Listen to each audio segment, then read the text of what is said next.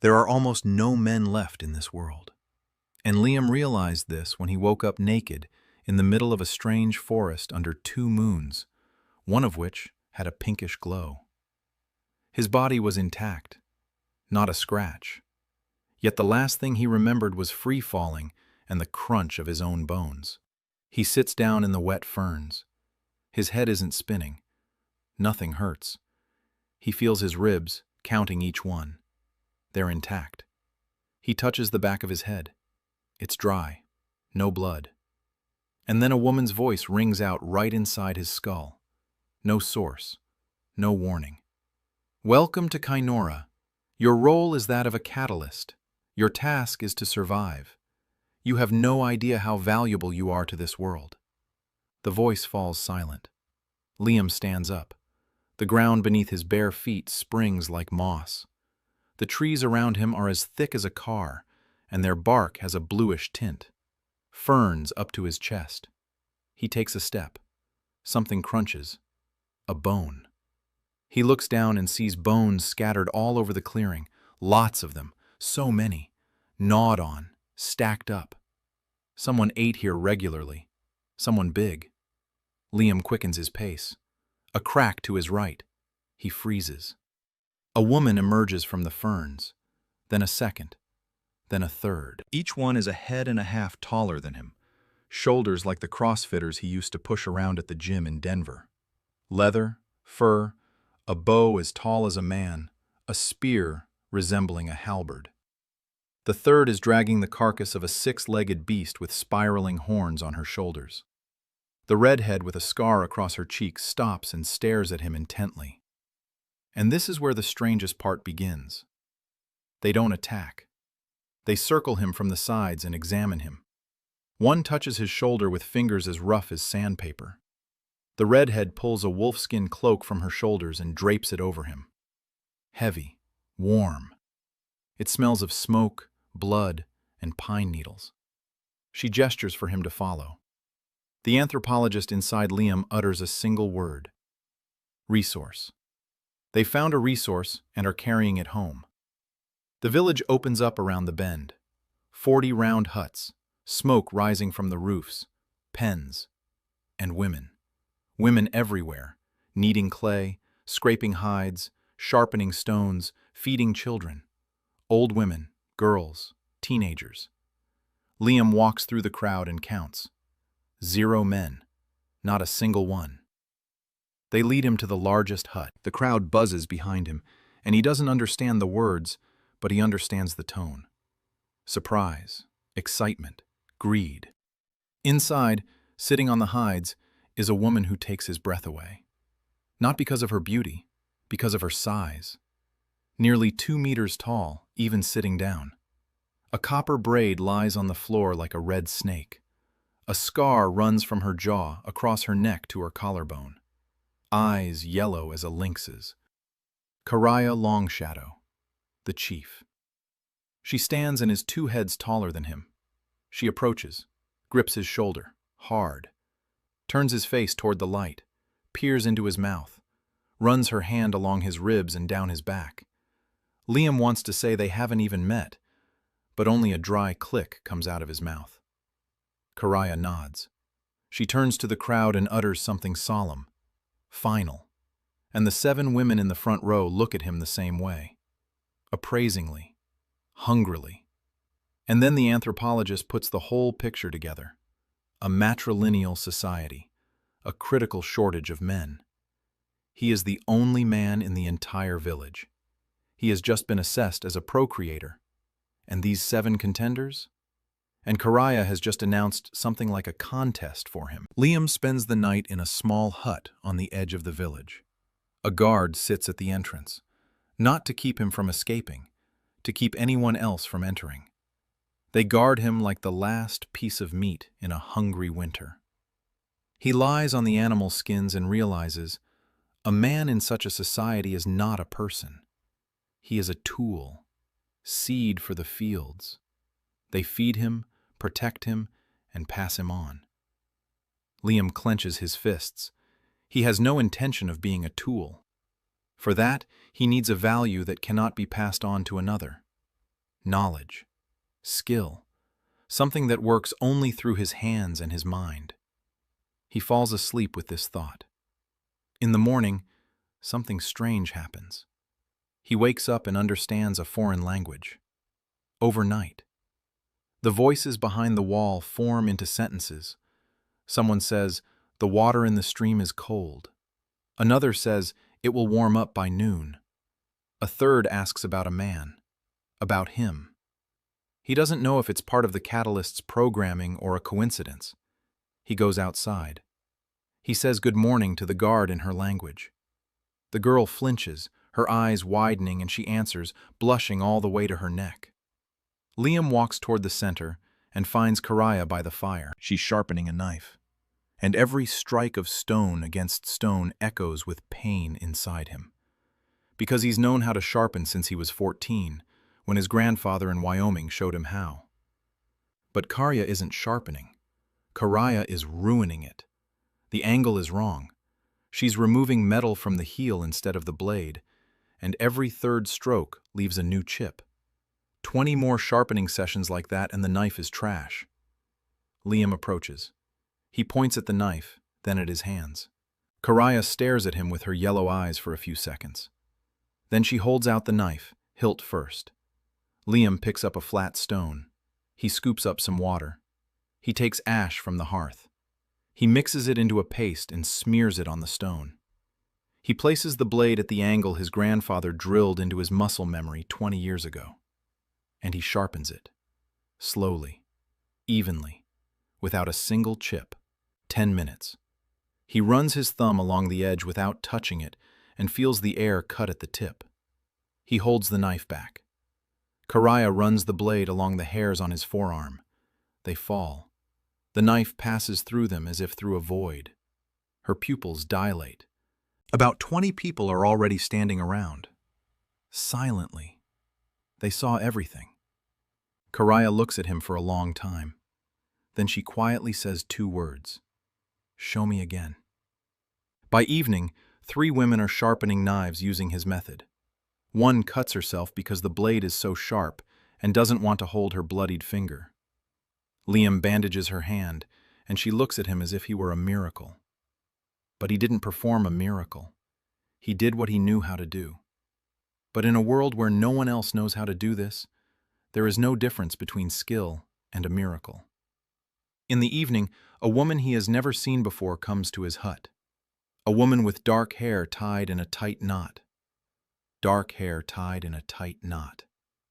A quiver of arrows and a bow on her back. It's Anira Arrowleaf, the village's best hunter, the one who, until today, had never once looked his way, who would demonstratively walk away when others gathered to gawk at the new man. And now she stands at the entrance and silently hands him a knife. She doesn't order him, she asks. And then Liam understands. This is his language in this world. Not the words he's barely learned, not the muscles he has fewer of than any of them. Skill. He sharpens Anira's knife. She takes it, nods silently, and leaves. And the next morning she's sitting by his hut again when he wakes up. Only this time, she didn't come with a knife. She came with a bow. Anira placed the bow on the ground in front of him and sat down cross-legged. Liam looked at the weapon. The bow was long, almost as tall as she was, made from a single piece of wood, without a single curve. The string was made of roughly twisted plant fibers. Liam took the bow in his hands and immediately understood 3 things. First, the wood was good, dense, flexible, the right material. Second, the shape was wrong. A straight stick with no curve, no recurve, no tapering toward the shoulders. That meant half the draw weight was wasted. Third, the bowstring was useless. Plant fibers stretched in humidity, lost tension in the heat, and snapped at the worst possible moment. Anira watched him, waiting. Liam ran his finger along the bow from one end to the other. Then he looked up at her and asked, "How far could she shoot with this bow?" Anira replied, 30 paces for sure, 50 if she's lucky, 100 if the target is the size of a house. Liam nodded. He knew he could change that. At the climbing gym in Denver, there was a poster showing the construction of a Mongolian composite bow. He looked at that poster 3 times a week for 2 years straight while pedaling on the stationary bike. Every detail was etched into his memory. He couldn't make a composite bow. He didn't have enough materials or glue, but a recurve bow made from a single piece of wood with the right profile and a tendon string he could make, in theory. Liam showed Anira the tree from which her bow was made. He asked where they'd gotten it. She led him to a grove on the edge of the village. They spent 2 hours there. Liam selected branches. He felt them, bent them, sniffed them. Anira watched him with an expression he'd already learned to read. Not mockery, not boredom. The professional interest of one craftsman in another's method. She didn't understand what he was doing, but she could see that he knew what he was doing. That was enough. Liam selected 3 pieces of wood. He brought them to his hut. He asked for a knife, not his own. The sharpened knife he had returned to Karaye yesterday. She handed it over without a word. He began to work. He stripped the bark. He carved the profile. He thinned the shoulders. He created a curve they had never seen here before. The work took 3 days. Anira came every morning. She sat down nearby. She was silent. Sometimes she handed him tools. Sometimes she went hunting and returned in the evening with game, and she sat down again. On the 2nd day she spoke, not about the bow, about her mother. She said her mother had been Ashmur's best hunter before her, that her mother had died when Anira was 12, that the beast her mother had been tracking for 3 days had been faster. Anira didn't cry as she told the story. Her voice was steady, her eyes were dry. But her hands lay on her knees and her fingers were clenched so tightly that her knuckles had turned white. Liam listened. He didn't interrupt. He didn't say he understood. He didn't say everything would be all right. He just listened and kept chopping wood. When she fell silent, he said one sentence. "This bow will be for you, for your hand, for your strength. Your mother would have appreciated it." Anira looked at him. A long pause. Then she nodded and left. But she returned an hour later with a piece of dried meat that was softer and tastier than anything he'd been given before. She placed the meat by the entrance and left, without saying a word. The bowstring. That was the main problem. Liam knew that the best bowstrings were made from tendons, twisted, dried, impregnated with fat. Plant fibers were no good. He went to the carcass processing area. 3 women worked there every day. They butchered the game, separated the meat from the bones, the hides from the meat. They threw the tendons away. Liam picked up several long tendons from the hind legs of a large beast, brought them back to his place, cut them into thin strips. He began twisting them, in a spiral, tightly, like a rope. The women at the cutting station looked at him in bewilderment. One said to another that the man must have lost his mind. Another replied that maybe he was making jewelry. A third suggested that he was just strange, and that explained why he was talking to himself. Liam heard them. He understood. He didn't react. He dried the tendons for 3 days, stretched them, twisted them again, soaked them in fat, stretched them again. By the morning of the 6th day since his arrival in Kainora, the bowstring was ready. He strung it on the bow. He checked the tension. He released it. The sound was different. Not a dull thud like Anira's old bow. A clear, high-pitched ring, like a string. Liam called for Anira. She came a minute later, as if she'd been waiting nearby. He handed her the bow. Anira took it, held it, felt the weight, the balance, the tension. Her eyes widened. She looked at Liam. He nodded. "Go ahead. Try it." They went outside the village, to an open spot at the foot of the hill. Anira nocked an arrow. Her arrow. A bone tip. Feather fletching. She aimed at a tree at the edge of the clearing, 100 paces. With her old bow, it would have been a lottery. She drew the string. Liam saw her shoulders tense. The bow bent into a curve that hadn't existed here before this morning. She let go. The arrow whistled. The sound was different, sharper, faster. The arrow struck the tree and sank 3 fingers deep into the bark. From 100 paces, Inira lowered her bow. She looked at the tree. She looked at the bow. She looked at her hands. She had hit the mark. From 100 paces, into a target the size of a palm. For the first time in her life. She turned to Liam. Her lips trembled. Her eyes glistened. She turned away quickly so he wouldn't see. But he saw.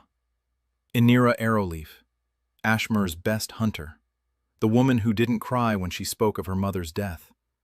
She was crying now. Because of the arrow in the tree, because of the 100 paces, because of the bow someone had made for her, just for her, to fit her hand and her strength, just as he had promised. Liam didn't approach. He didn't hug her. He didn't comfort her. He knew she didn't need comfort. She needed space to get through this. He stood and waited. A minute later, she turned around. Her eyes were red. Her face was calm. She said one word. Another. Liam took a second arrow from his quiver and handed it to her. They shot until dark. Back in the village, news awaited them. Liam heard the word he'd heard on the second day, the one that made everyone around him change their tone. Ungal. Karaya stood by the central fire. Next to her was a woman Liam hadn't seen before. Short, stocky, with a heavy necklace of small bones around her neck. Black hair with gray strands. Eyes like 2 stones. It was Dala Darkwater, the herbalist and shaman of Ashmer. She was listening to the report of the 2 scouts who had returned from the north. The scouts spoke quickly. Liam caught every third word. Smoke, tracks, north, many, 18 days' journey. Or 18 days until their arrival. He wasn't sure. Karaya listened, motionless. When the scouts finished, she asked 2 questions. How many? And when? Liam understood the answers. Many. Soon. Karaya scanned the gathering. Her eyes lingered on Liam for a second, then moved on. She spoke, quickly, in a commanding tone. The women around her began to disperse. Each knew her task. Double the patrols, check the supplies, get the weapons in order. Liam stood there, realizing the scale of the problem. 18 days. He had 18 days before someone approached the village, someone at the mere mention of whom everyone here turned pale. 18 days, 1 sharpened knife, 1 new bow, and 0 idea of what to do next. Dala approached him after the crowd had dispersed. She stood looking up at him because he was a head taller than her. But the feeling was the opposite. She looked as if she could see right through him. She said she'd heard about the knife, about the bow. She said it was interesting. Then she asked where he'd come from.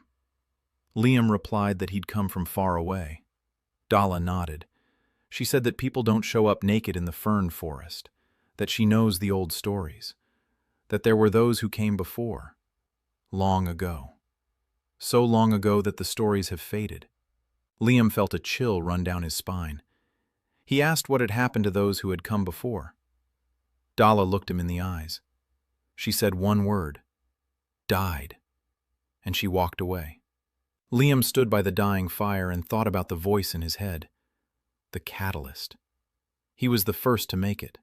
There were others. They didn't make it. Or they made it and died. The voice said to survive. Not to win. Not to conquer. Survive. Now he understood why. Liam didn't sleep that night.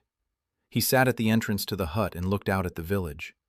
The guard was dozing, leaning against a post. 2 moons hung over the gray hills, and their light turned the huts into silver mounds. Quiet. Peaceful. 400 people slept, unaware that in 18 days their lives might end. Or might not end, if he made it in time. Liam went over everything he knew in his head.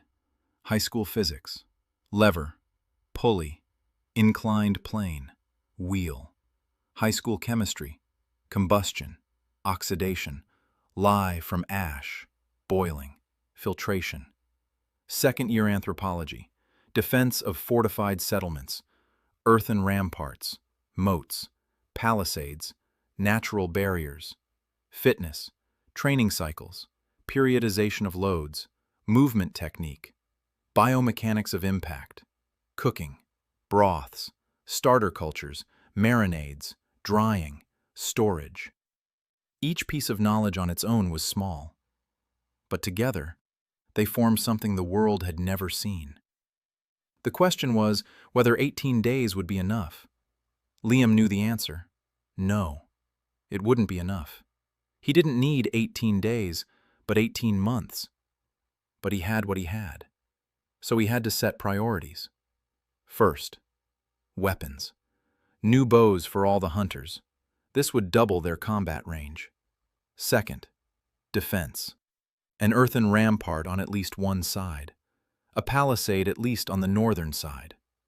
Third, tactics. Teach them to fight in formation, not as a mob. Fourth, food. Supplies in case of a siege, dried meat, grain, water. And fifth, the hardest part. Convince Kariah that he knows what he's doing. He's a man. Here, men don't fight. They don't command. They don't make decisions. He has to get every idea past a woman who is 3 times stronger than him and who has ruled 400 people for 20 years. A knife and a bow are a start. But that's not enough. He needs more. He needs Kariah to listen to him not because he's useful, but because he's right. And for that, he has to be right. Every single time, with no room for error. Liam stood up. He went into the hut. He lay down on the skins. He closed his eyes. Tomorrow, the work begins. The real work. Morning of the 7th day. Liam stood before Kariah and drew with a stick on the ground. A circle. That is Ashmore. A line at the top. That is the Grey Hills. A line at the bottom. That is the stream. Dots to the north. That is Ungal. Kariah sat on a rock and looked at his drawing. 4 senior warriors stood nearby. Inira, another one named Gora, who commanded the patrols, and 2 hunters whose names Liam hadn't yet memorized. He spoke slowly. He chose his words carefully. The language was already firmly in his head, but it lacked military terms because there was no military science here. Liam explained in simple words. If the enemy comes from the north, they will go through the valley between the hills, because that is the only route for a large group. The hills are too steep to go around. The forest is too dense to maneuver. The valley, right here. He poked the ground with his stick. Kariah looked at the spot, then at him. She asked how he knew that. Liam said he'd been walking through the hills for 3 days observing. It was true. He really had been walking, with Inira, who wouldn't let him go alone beyond the village. He'd looked at the landscape and seen what they'd taught in his sophomore year. Natural choke points, lines of sight, blind spots, elevations, wind directions. All of this was basic military geography that any officer knows by the age of 20. Here, no one knew any of it. Here, they fought simply. The enemy came. We went out to meet them. Whoever was stronger won. Kariah listened. She didn't interrupt. Gora listened with her arms crossed and a look on her face that said she didn't believe a word of it. Inira stood slightly behind them and remained silent, but Liam could see that she was nodding at every sentence he spoke, barely noticeably. He continued, if we position archers on the hillsides on both sides of the valley, if we dig a trench across the valley at its narrowest point, if we stage a feigned retreat by the central group so the enemy advances deeper into the valley, then 400 can stop 1,000. Silence. Kariah looked at the sketch. Gora snorted. She said that the man apparently didn't know how battle worked, that arrows don't fly far, that a spear decides everything, that a ditch is foolish because it can be bypassed. Liam looked at Gora. He asked Inira to bring her new bow. Inira left and returned a minute later. Liam asked her to shoot at the post by the animal pen. The post stood 120 paces away from them. Inira drew the bowstring. She shot. The arrow entered the post at the fletching, from 120 paces. Gora fell silent. Karaya looked at the post, at the bow, at Liam. She said 2 words. "How many bows?" Liam replied, 20 to start with. If you give me wood and sinew in 10 days. Karaya stood up. She said one sentence that Liam would remember forever. "You will get everything you ask for. Don't let me down." And she left. 10 days, 20 bows. Liam started that very morning. He couldn't make them alone. Physically impossible. 1 bow required 3 days of work. He needed hands. He went to Yuna, Ashmura's blacksmith, the woman who every day struck stone against stone, trying to create she couldn't name. Liam found her at the workshop, a canopy of hides, stones, tools made of bone and stone, blanks, shards. Yuna sat in front of a stone anvil, trying to split flint into slabs. Every 3rd slab broke wrong. Yuna cursed, quietly and bitterly. Liam walked over. He looked at her work. He saw the problem right away. The angle of the strike. She was hitting from top to bottom. She needed to strike at an angle, a tangential strike. He demonstrated. He took a striker stone. He struck the flint not directly, but tangentially.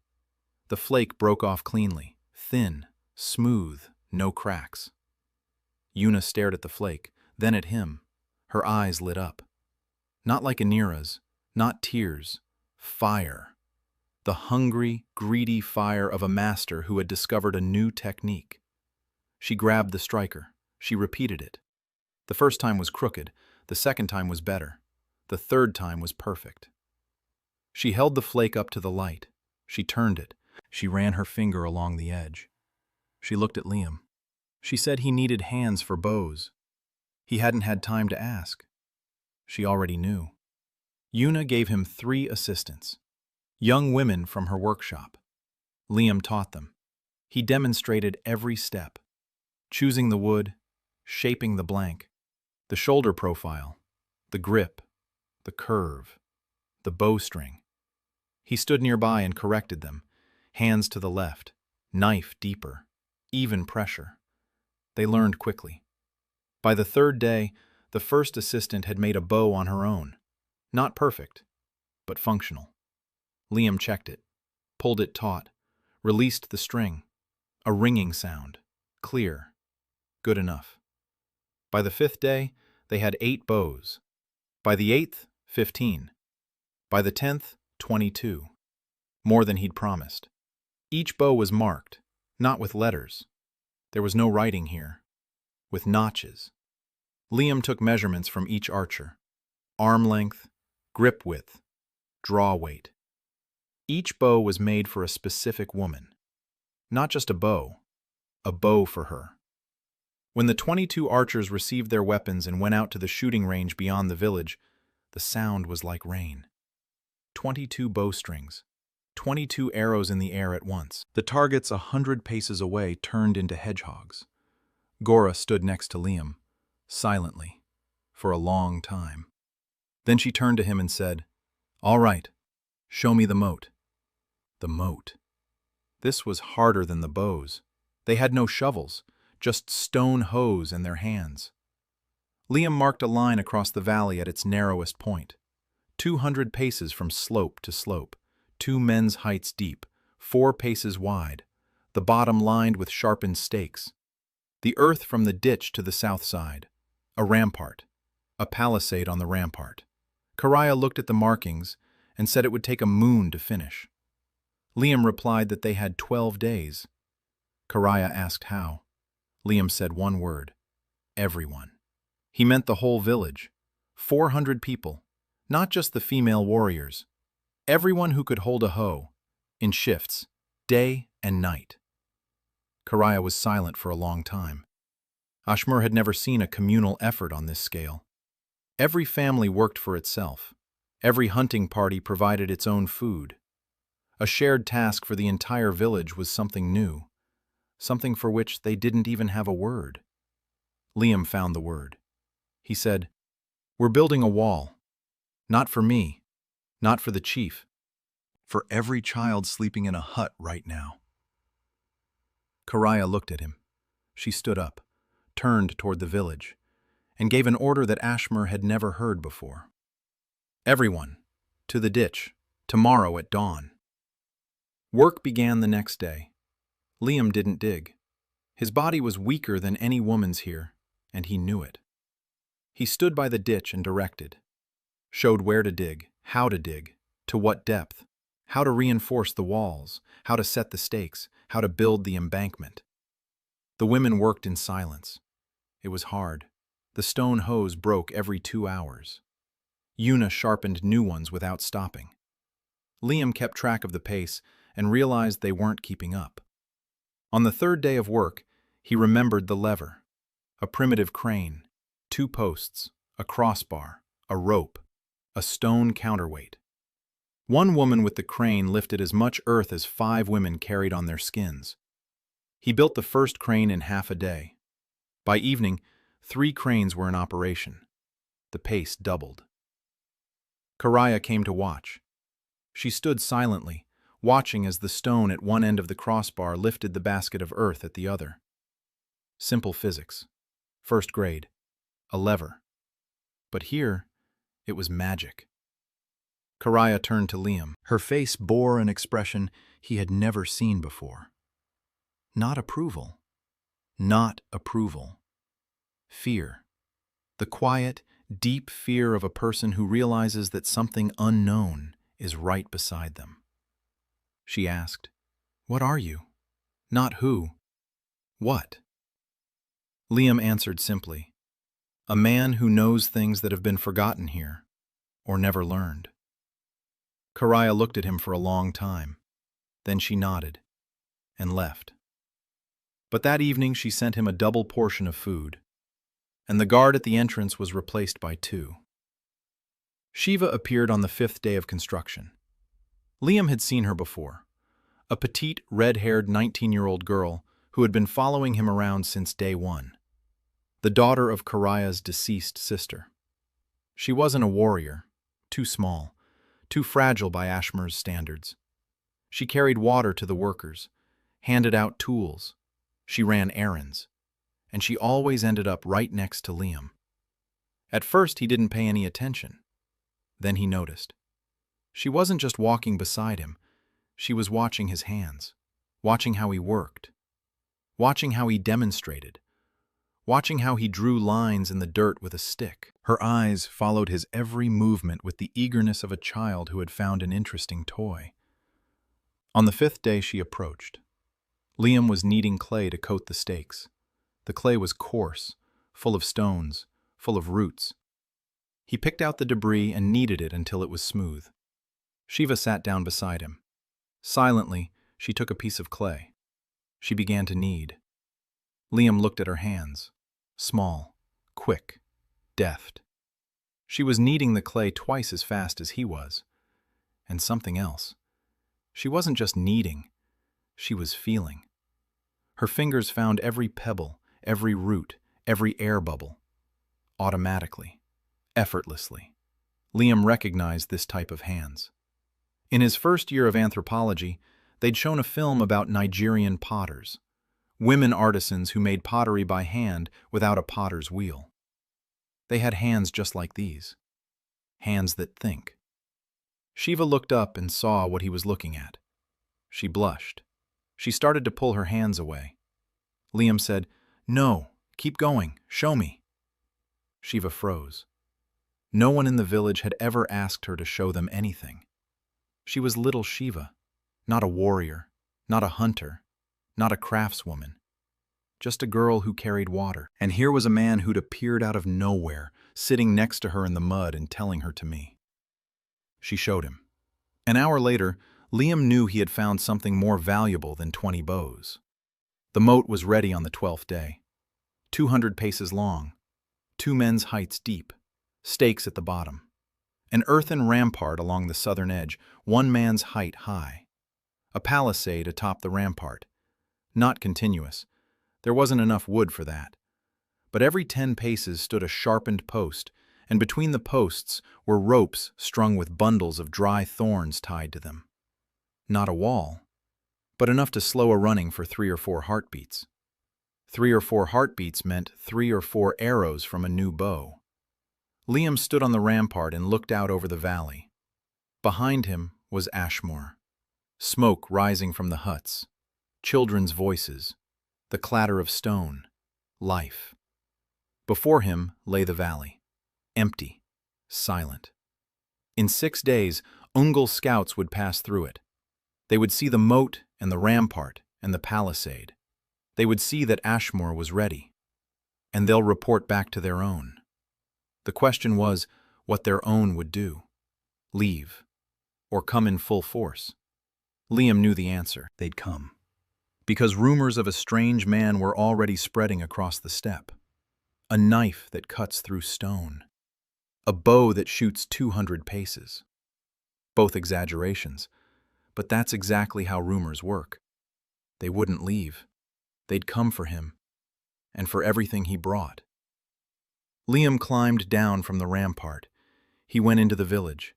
He had 6 days left until first contact, and he hadn't yet solved the main problem, the ritual of choice. In 4 days. The ritual of choice. Liam had known about it from day 1. He'd heard the word whispered by the women who watched him go. He'd seen the 7 contenders eyeing each other with that particular squint he knew well from the gym in Denver. Rivals, sizing up rivals. Who's stronger?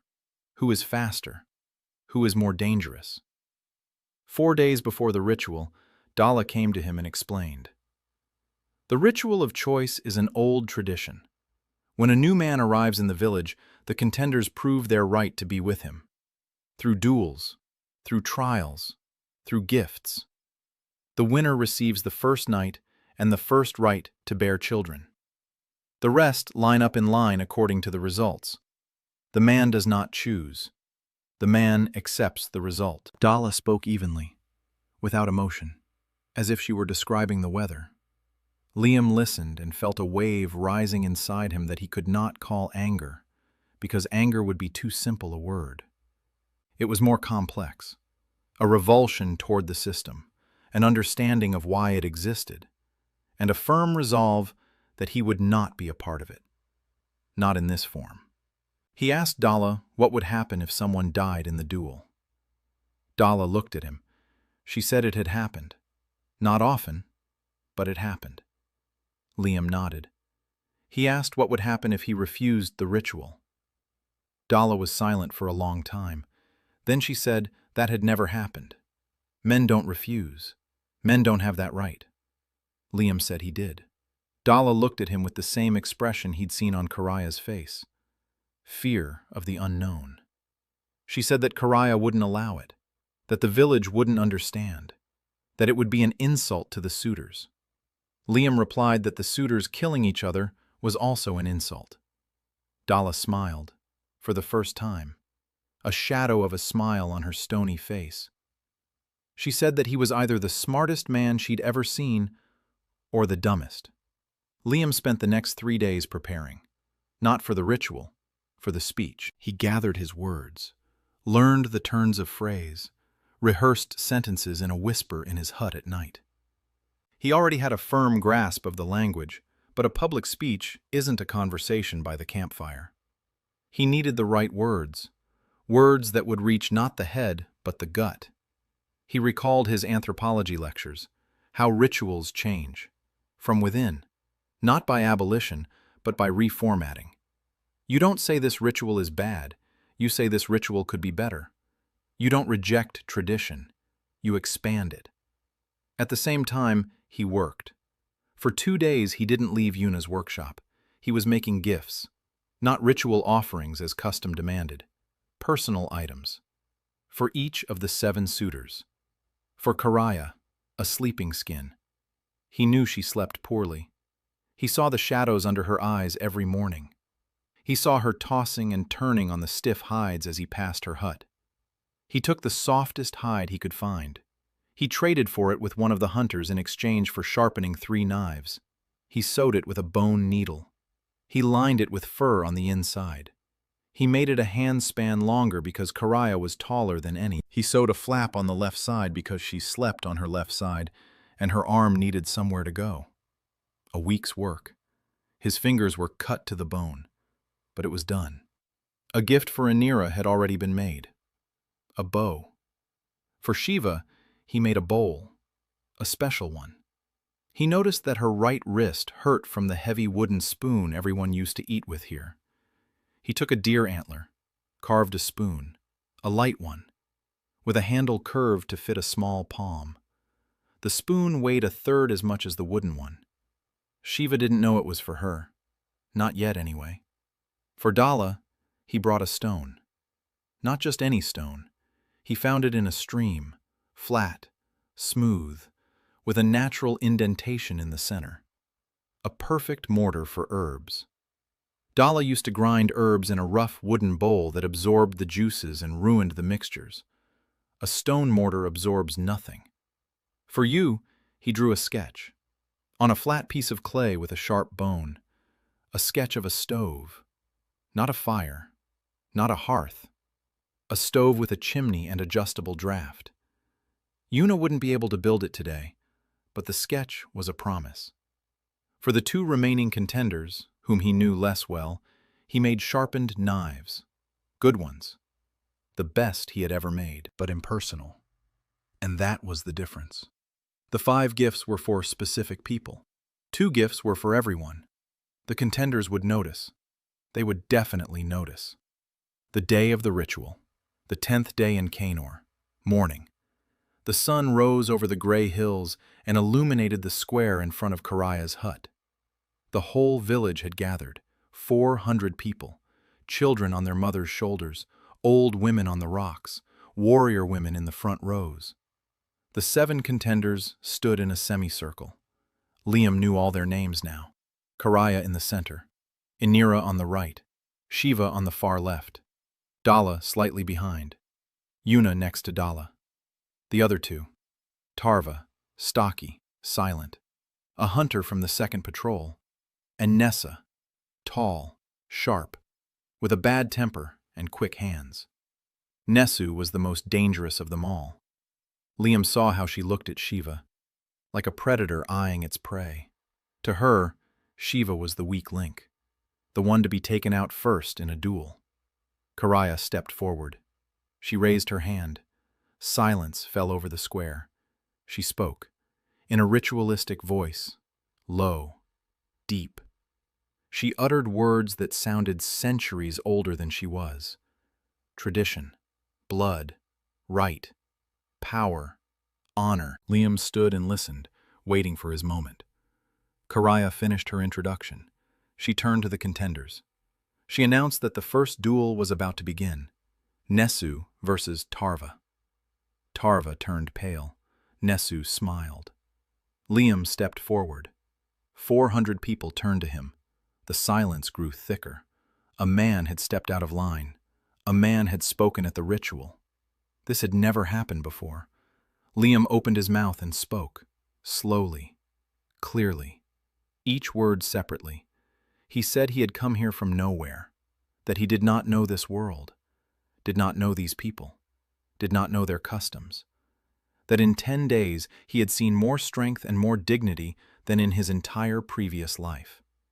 He said that each of the 7 contenders was worth more than a duel for a man, that Kariah carries the village on her shoulders and doesn't buckle, that Anira shoots so well her mother would be proud, that Shiva creates from clay what others cannot, that Dala sees what others refuse to see, that Yuna builds the world with her hands, that Tarva guards the borders, having not slept for 3 nights in a row, that Nesu is faster anyone else and knows it. He spoke of each one, by name, by deed. No flattery, facts. What he had seen with his own eyes over the past 10 days. Then he said the most important thing. He would not be the prize in the duel. Not because he did not respect tradition, because he did not want any of them to die. Or be maimed. For his sake. He was not worth it. No man is worth that. He proposes a different ritual. Everyone who wants to be by his side will demonstrate not strength, but the will to learn. He will teach. They will grow. And he will choose everyone who wants to grow alongside him. Not just one. Everyone. Not through a fight, through hard work. Silence. Absolute silence. 400 people held their breath. Liam stood before them and felt sweat trickling down his back. If Kariah said no, it would be the end. He would be sent to another tribe as part of an exchange. Or worse. Kariah looked at him. For a long time. Her yellow eyes didn't blink. Then something twitched at the corner of her mouth. And Kariah Longshadow laughed. For the first time in 2 years. Not loudly. Quietly. Deeply. A laugh that came from her gut. She turned toward the village. She said that the man had broken the ritual, that it was audacity, that it was foolishness, and that it was right.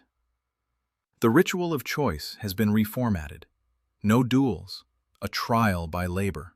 Whoever learns, whoever shows growth, whoever proves useful, that one will stay. Nesu clenched her fists. Tarva exhaled. Shiva looked at Liam with an expression he couldn't read. Inira nodded, barely noticeably, just like back then at the council. Dala looked at him, and her stony eyes glistened. Yuna crossed her arms and shook her head, but she was smiling. After the announcement, Liam handed out the gifts, one at a time, to each contender personally, in front of everyone. Kariah received a sleeping pelt. She unfolded it. She looked at the length, at the flap on the left, at the softness of the padding. She understood. He knew her height. He knew which side she slept on. He had been watching. He had seen. He had made it for her, not for the chieftain, for the woman who sleeps poorly. Kariah stood with the fur in her hands and said nothing. The crowd was silent. Then Kariah clutched the fur with both hands, pressed it to her chest, and turned away. Quickly. But everyone saw. Chief Ashmura, who hadn't cried when she buried her daughter, was crying over a sleeping bag. Shiva received a horn spoon. She turned it over in her hands. She realized it was light. She realized the handle fit her palm. She pressed it to her lips. She laughed, ringing, like a child. Daga received a stone mortar. She ran her finger along the hollow. She nodded, briefly, but Liam saw her fingers tremble. Yuna received a blueprint. She stared at the clay tablet, tilted it, turned it, traced the lines with her finger. Then she lifted her head and looked at Liam. There was a promise in her eyes. I will build this. Tarva and Nesu received knives. Good knives, but impersonal. And both of them understood that. Tarva nodded calmly. She was a sensible woman. Nesu clenched the knife and looked at Liam with an expression that said, You'll regret this. Liam didn't regret it, but he remembered that look. Evening. The village was celebrating. Not the ritual, its cancellation, or reformatting. The difference was subtle, but important. Kariah hadn't canceled the tradition. She had changed it. And the whole village knew who had come up with it. Liam sat by the fire. Shiva sat next to him, with a spoon. She was eating soup from it, ordinary soup, but with a spoon that didn't pull her hand. She ate and smiled. Inira sat next to her, silently, with an onion on her lap. She wasn't eating. She was looking at the fire, sometimes at Liam, sometimes at the stars. Liam caught her gaze. She didn't look away. She just stared, calmly, the way one looks at something that has already been decided. Dala sat on the other side of the fire, grinding herbs in a new mortar. Yuna had gone to the workshop with a drawing. Liam could hear the sound of stone coming from her shed. She had already started. Tarva was on patrol, even on the night of the festival.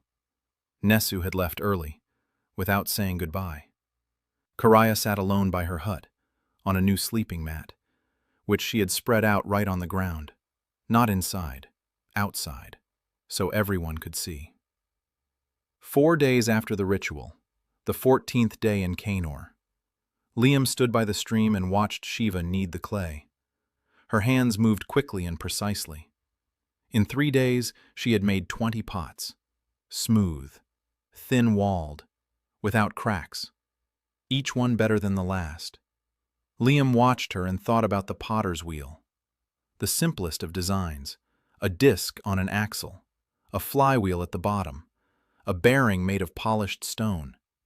He could do it. No, she could do it, if he showed her.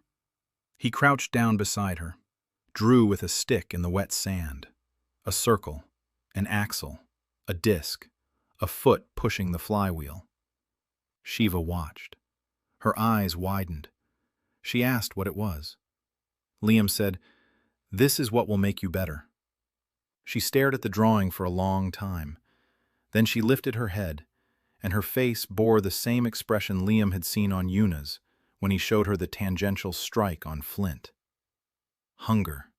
Thirst. I need to do this right now. Shiva jumped up and ran toward Yuna's workshop. Liam remained sitting by the stream, smiling. For the first time in 14 days, he wasn't smiling out of politeness, out of joy. A cry rang out from the northern edge, sharp, short. A patrol signal. Liam jumped up. A wave swept through the village. Women dropped their work, grabbed weapons. Mothers led children into huts. Warrior women ran toward the north side. Liam ran after them. Gora stood by the rampart. 3 patrol women were nearby. Everyone was looking down at the valley. Liam climbed the rampart. 2 figures, at the far end of the valley. They stood and looked at the moat, at the palisade, at the rampart. 2 women in clothing that differed from the Ashmuri style. Darker, rougher, with black feather patches. Ungal scouts. They had arrived 4 days earlier than expected. Liam watched them. They looked at the moat, at the 22 archers already in position on the slopes, at the village that, in 12 days, had transformed from an open settlement into a fortified stronghold. One of the scouts turned to another. They spoke, briefly. Then they turned and walked away. They didn't run. They walked away, calmly. Liam understood. They weren't afraid. They were assessing. In 3 or 4 weeks, it won't be just 2 who return. Many will return. Gora turned to him.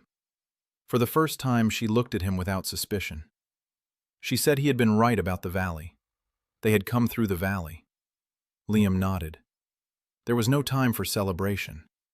There was time for work. Even more work. That evening he went to see Yora.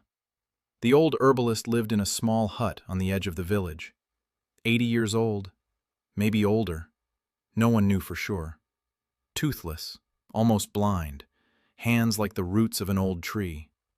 She had been Dala's teacher. She knew herbs that no one else knew.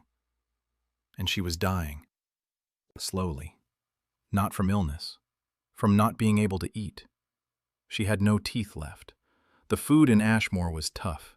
Meat, roots, flatbreads made from coarse flour. Everything required teeth. Yora chewed with her gums, and half the food fell back out. She was losing weight. Every day. Liam noticed it on the 3rd day. He remembered. He promised himself he'd come back to it.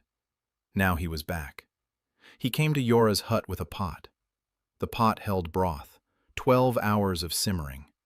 The bones of a large beast that Anira had brought in that morning. The roots that Dala had shown him yesterday. Water from the stream. Salt he found in a clay cliff on the 5th day. The broth simmered slowly.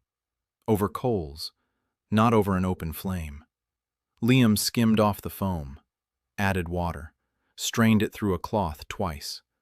The result was clear, golden, hot. fragrant. He set the pot down in front of Yora. The old woman looked at him, at the pot. She lifted it with both hands, brought it to her lips, took a sip, closed her eyes. She was silent for a long time. Then she said she used to eat this as a child, when her mother was alive, that she didn't remember. How did he know? Liam said he didn't know, that he'd just thought she must want to eat. Yora opened her eyes. They were wet. She finished the broth to the last drop, set the pot down, looked at Liam, and said a long sentence that meant something like this. "You're not from around here, I can tell. I've seen people like you before. A long time ago. In my grandmother's stories. They came and died. You won't die. You're different." Liam wanted to ask what she meant, but Yora had already closed her eyes and was breathing evenly. She had fallen asleep, with a smile. For the first time in a long time. By morning, the whole village knew about the broth. Liam hadn't told anyone. Rumors here flew like arrows from a new bow. Women came to his hut. They asked him to teach them. He taught them. He showed them. Bones, water, salt, roots, time, patience. 12 hours. Don't rush. Don't stir too often. Skim the foam. Strain. Simple things. But for a world where food was either roasted over a fire until charred or boiled in a cauldron until it became porridge, this was a revelation. 3 women made broth that same day. One oversalted it. Another didn't strain it. The third got it right. She brought the pot to Liam. He tasted it, nodded. "Good." The woman smiled as if she'd won a duel. Liam realized something important in that moment. He could give the village weapons and walls. That was necessary for survival. But what truly bound the people to him wasn't the weapons. It was the food. It was the broth for the toothless old woman. It was the spoon for the girl with the sore wrist.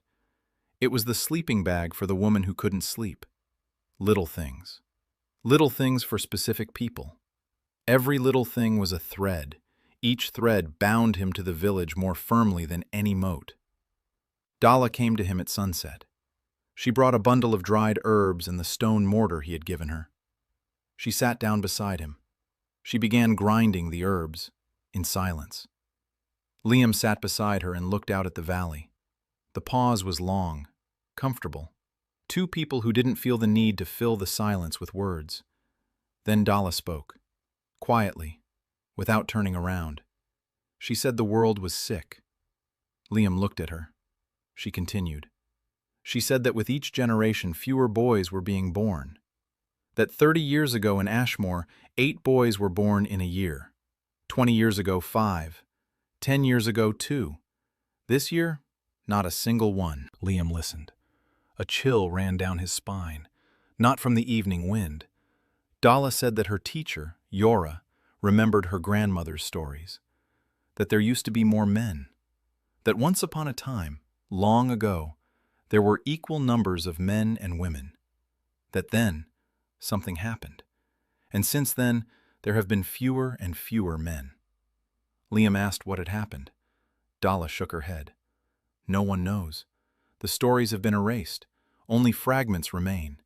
A spring, hot water, the north, a 3-day journey. Something in the water. Dalla looked at him. She said that if nothing changes, in 300 years there will be no men left on Canor. None at all. Liam was silent. A voice in his head. Your value to this world. You have no idea. Now he was beginning to have an idea. Not as a strange man who sharpens knives and cooks broths. As something more. As a biological variable. As a man unaffected by what is killing this world. His children.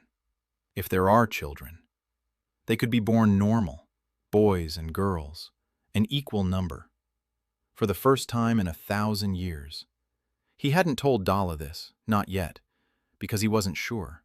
Because it was too big an assumption. Because if he was wrong, the consequences would be worse than if he kept quiet. But Dalla looked at him, and in her stony eyes there was understanding. She knew that he knew. or guessed. She said, "When you're ready, tell me." She stood up. She left. Liam remained sitting on the rampart. He looked at the valley where the Ungol warriors would arrive in 3 weeks. He thought of the children who had not yet been born, of a world that was dying slowly and did not know it, of the voice that had brought him here, of those who had come before him and had not survived. He clenched his fists. He stood up. He went to Yuna's workshop. She was there, working by the light of the hearth. A blueprint of the furnace lay before her, and next to it, the first stones of the future foundation. Liam sat down beside her. He picked up a stone. He began fitting it to another stone. Yuna looked at him, silently. She nodded. They worked until dawn, without speaking. 2 craftsmen, 1 task, stone to stone, joint to joint. The furnace grew slowly, but it grew. At dawn, Inira arrived. She stood in the doorway of the workshop. She looked at the oven. At Liam, his eyes red from lack of sleep. At Yuna, who was holding a stone that weighed more than Liam could lift. Inira placed 2 fresh pieces of meat and a flask of water by the entrance. She didn't say a word. She left.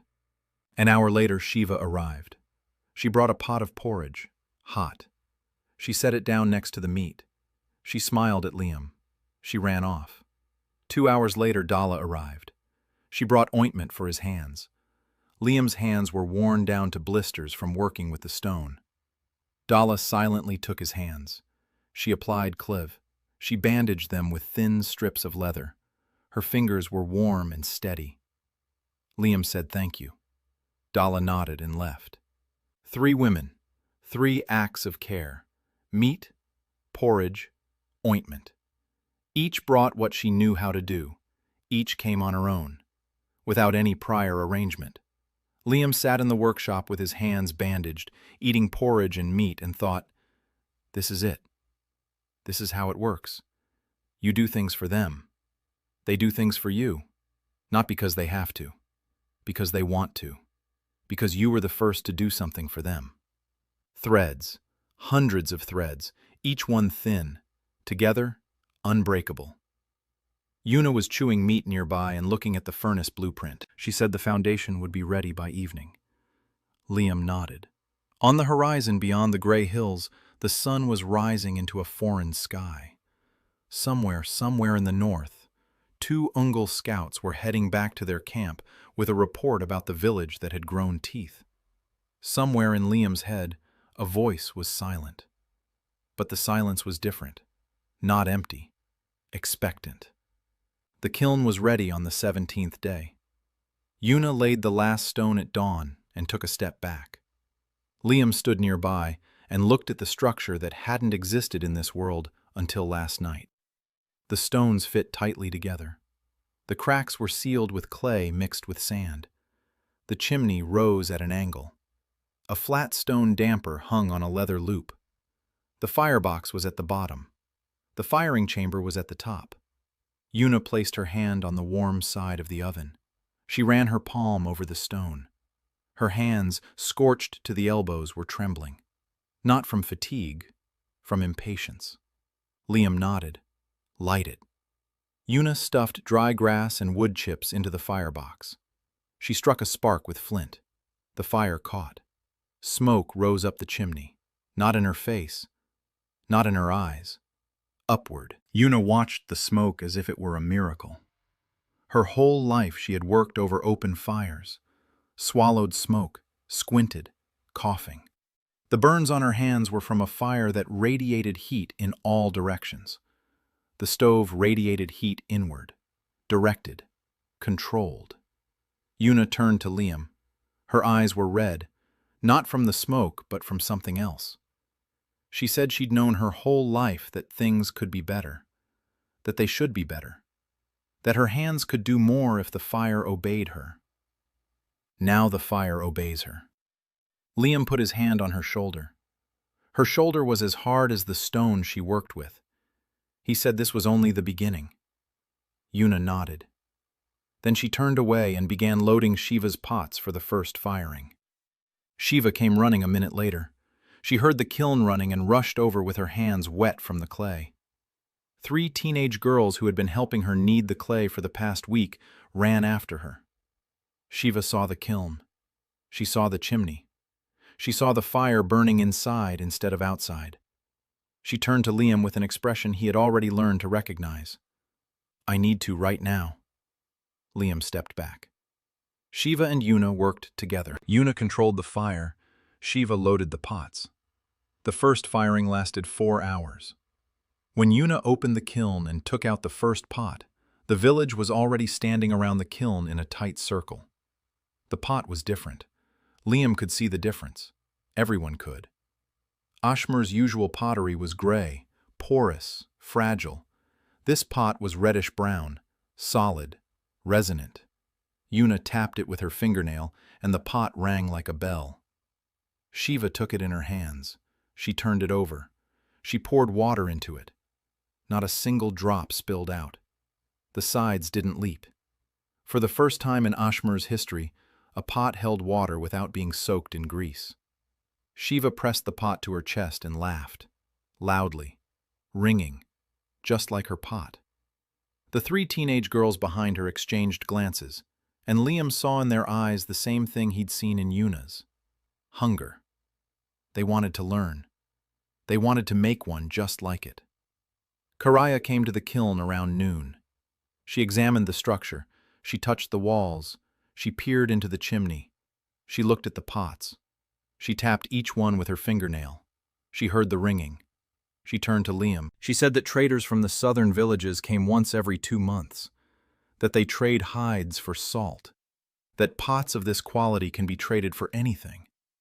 Liam nodded. He had already thought of that.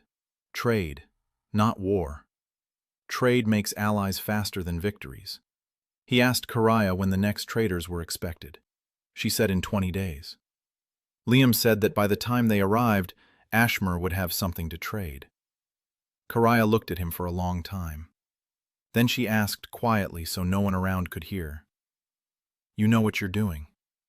"Not a question, a statement," Liam replied. "I know where I'm going. I just don't know exactly how I'll get there." Karaya smiled. She said it was the most honest answer she'd ever heard from a man, or from a woman for that matter.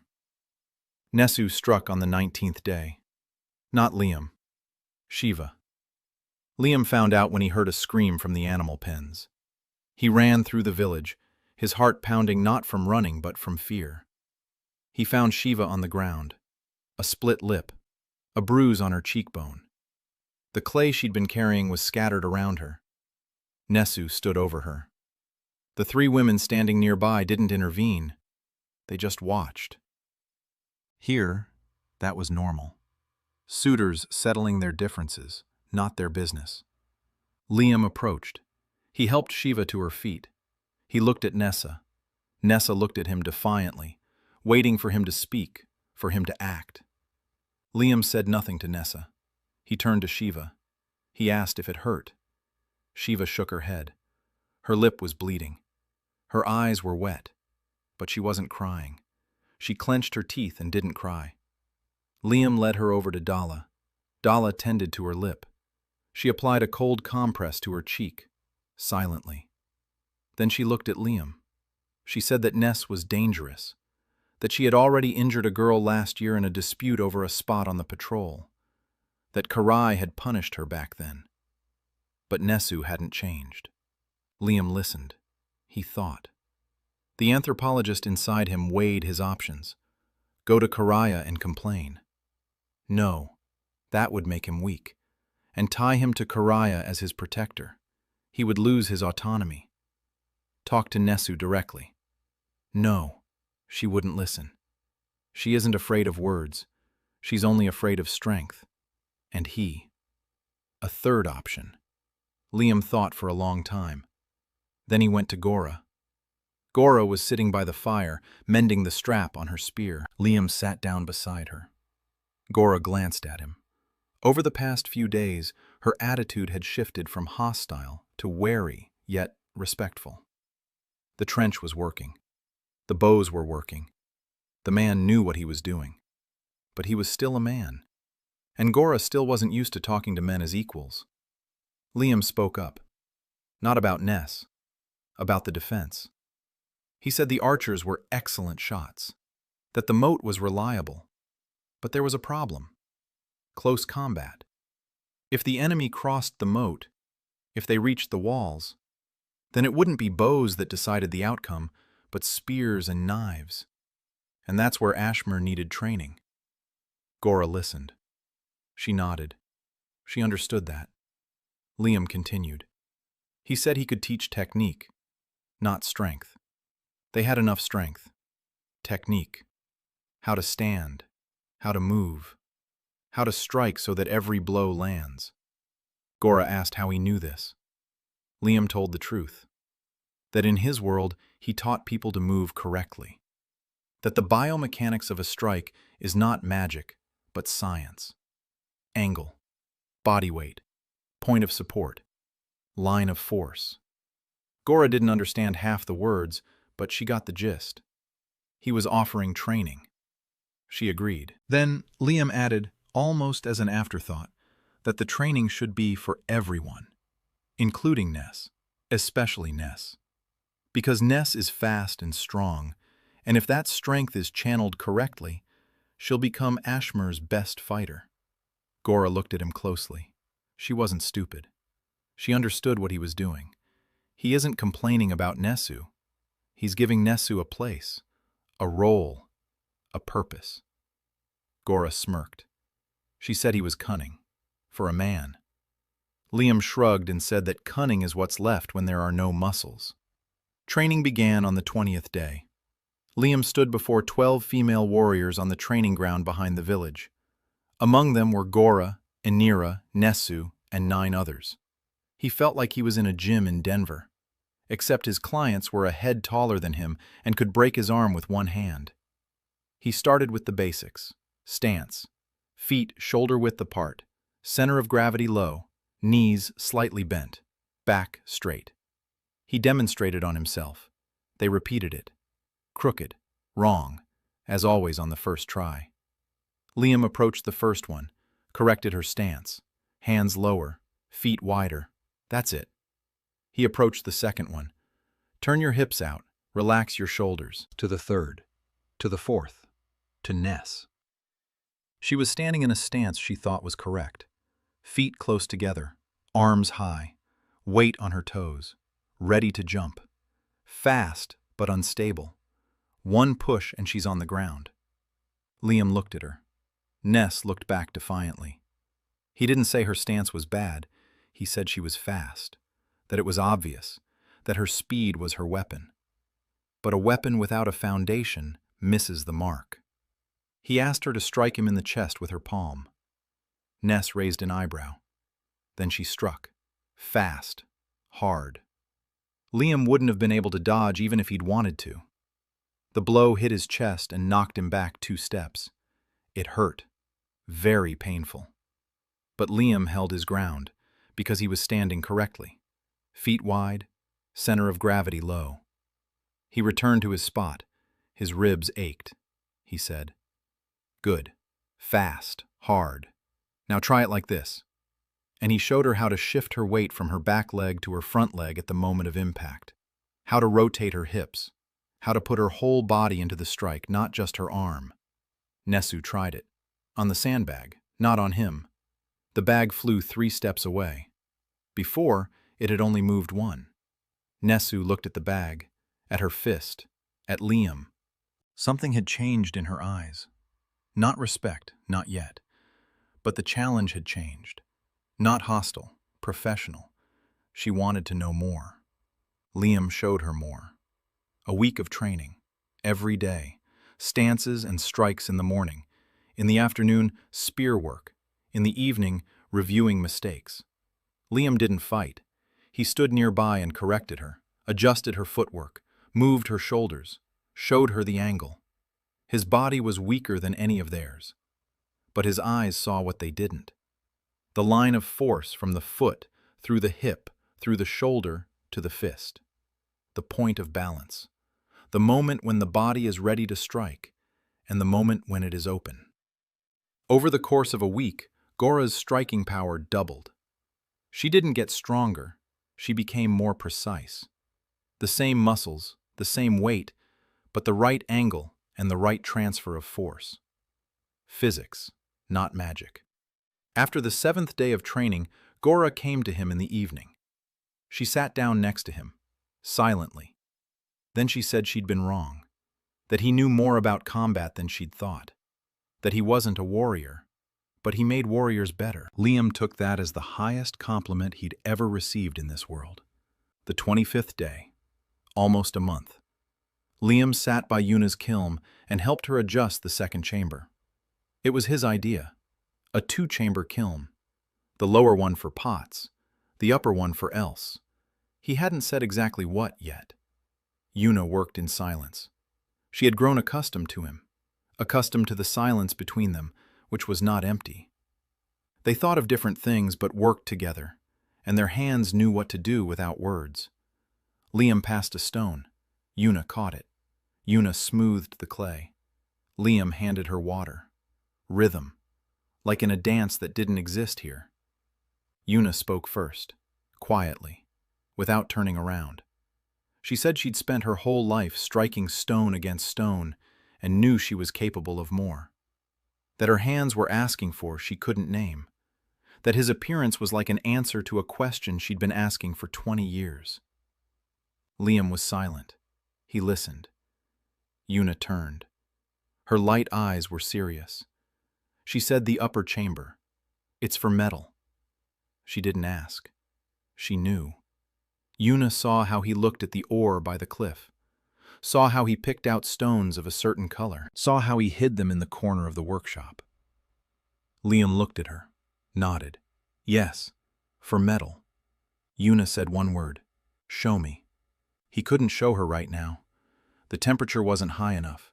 He didn't have enough knowledge, honestly. He remembered high school chemistry. Bronze is copper plus tin. Copper melts at 1,000-something degrees. Tin at 230. You mix them in the right proportions, you get an alloy. Theory. In practice, he knew neither the proportions, nor the exact temperature, nor how to reach that temperature in a stone furnace. He needed coal. Charcoal burns hotter than wood. He needed bellows, a blower to feed air into the furnace. He needed crucibles, containers that could withstand the heat. And he needed time. He told Yuna all of this, honestly, without embellishment. He said he had an idea, but the path to it was long. Yuna listened. She nodded. She said that a long journey begins with the first stone, and she placed a stone in the masonry of the upper chamber. Liam smiled. It was easy with Yuna. She didn't need explanations of why. It was enough for her to know what. She did the rest herself. The 27th day, evening. For the first time in a month, Liam allowed himself to stop, to sit down, to breathe, not to think about the trenches and the meadows and the furnaces. He sat alone on the rampart, watching the sunset. The sky of Kainora was wider than the sky of Earth, or so it seemed to him. 2 moons were already rising in the east, pink and white. He sat there and suddenly realized he wasn't missing anything. Not Denver, not the climbing gym, not for the coffee from the cafe on the corner of 16th and Platt, not for the phone, not for the internet, not for a hot shower. Okay, he did miss a hot shower, but for life, for that life. No, there, he was a fitness trainer who hadn't finished his anthropology degree. Here, he was a man who was building a world. The difference was so vast it made her throat tighten. Karaya approached quietly. For a woman of her size, she moved like a shadow. She sat down next to him, an arm's length away, silently, for a long time. Then she spoke. Liam. Not man. Liam, by name for the first time. He turned toward her. She was watching the sunset. She said she'd slept 4 hours today, straight through, for the first time in 2 years. On his fur. That the fur smelled like him. His hands. the smoke from his fire, that she'd woken up and didn't know where she was because she'd had a good dream. For the first time in 2 years. Liam listened. He didn't interrupt. Karaya turned to him. Her yellow eyes in the sunset light were like molten gold. She said she didn't know what he was, didn't know where he was from, didn't know why he was here. But she knew one thing. Ashmore without him would be what it had been, a village waiting for death.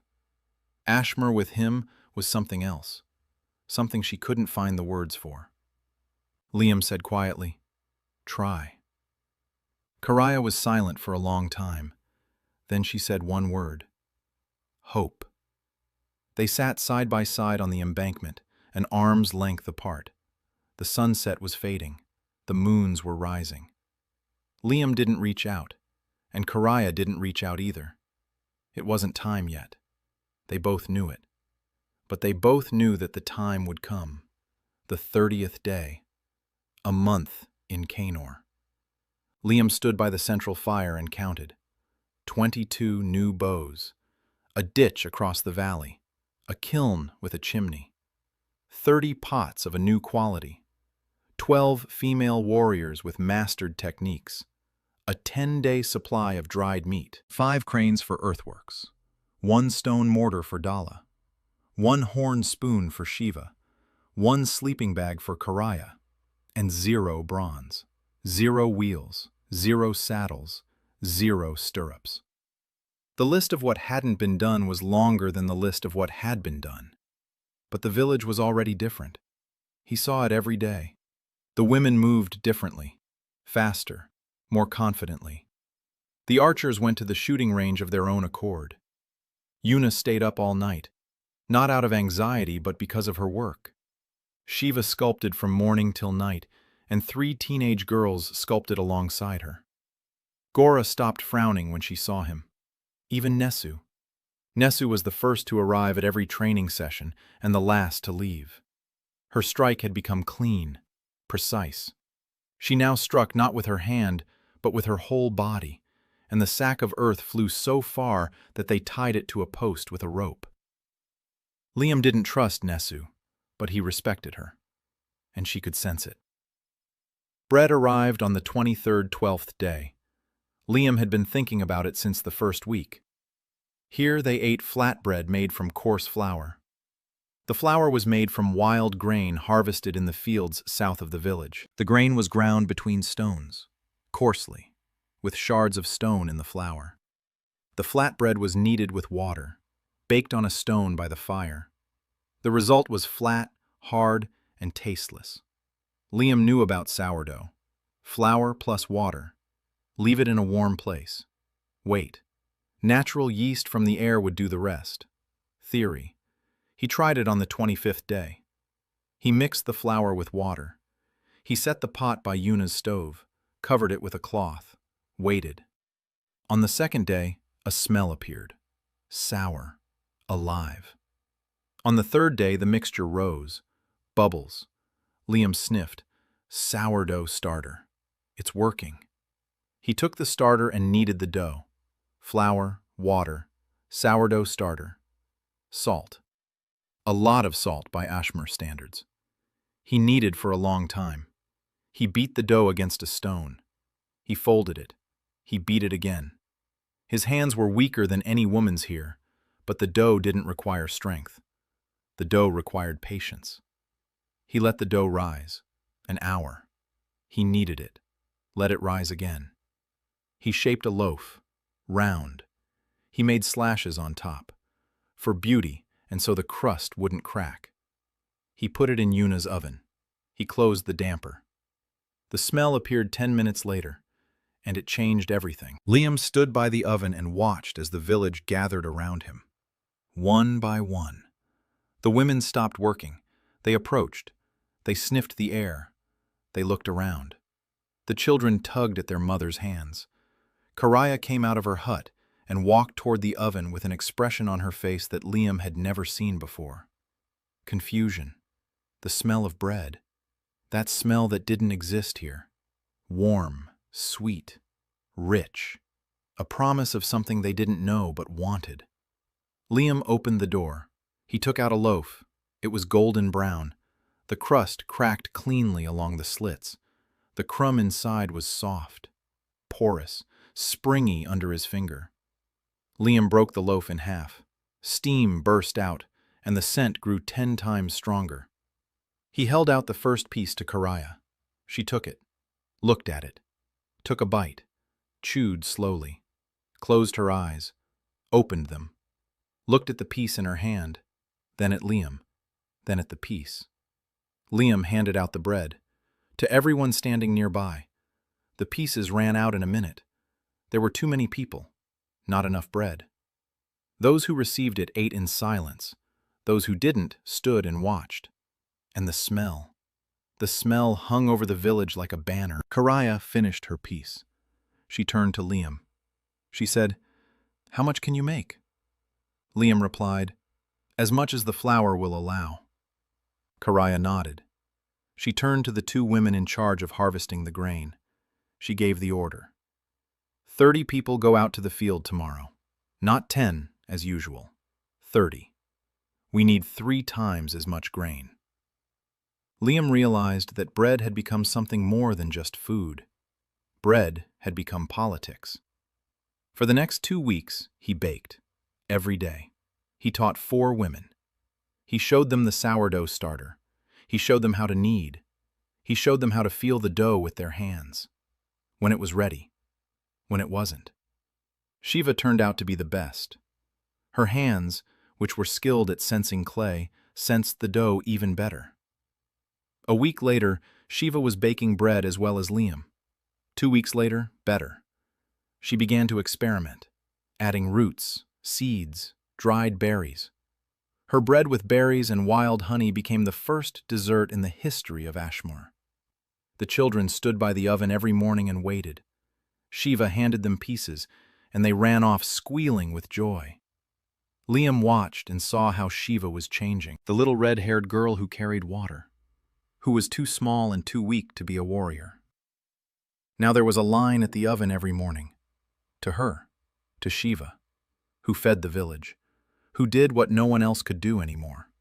She had grown, not in stature, in spirit. The traders arrived on the 45th day. 4 women from the southern Laori tribe.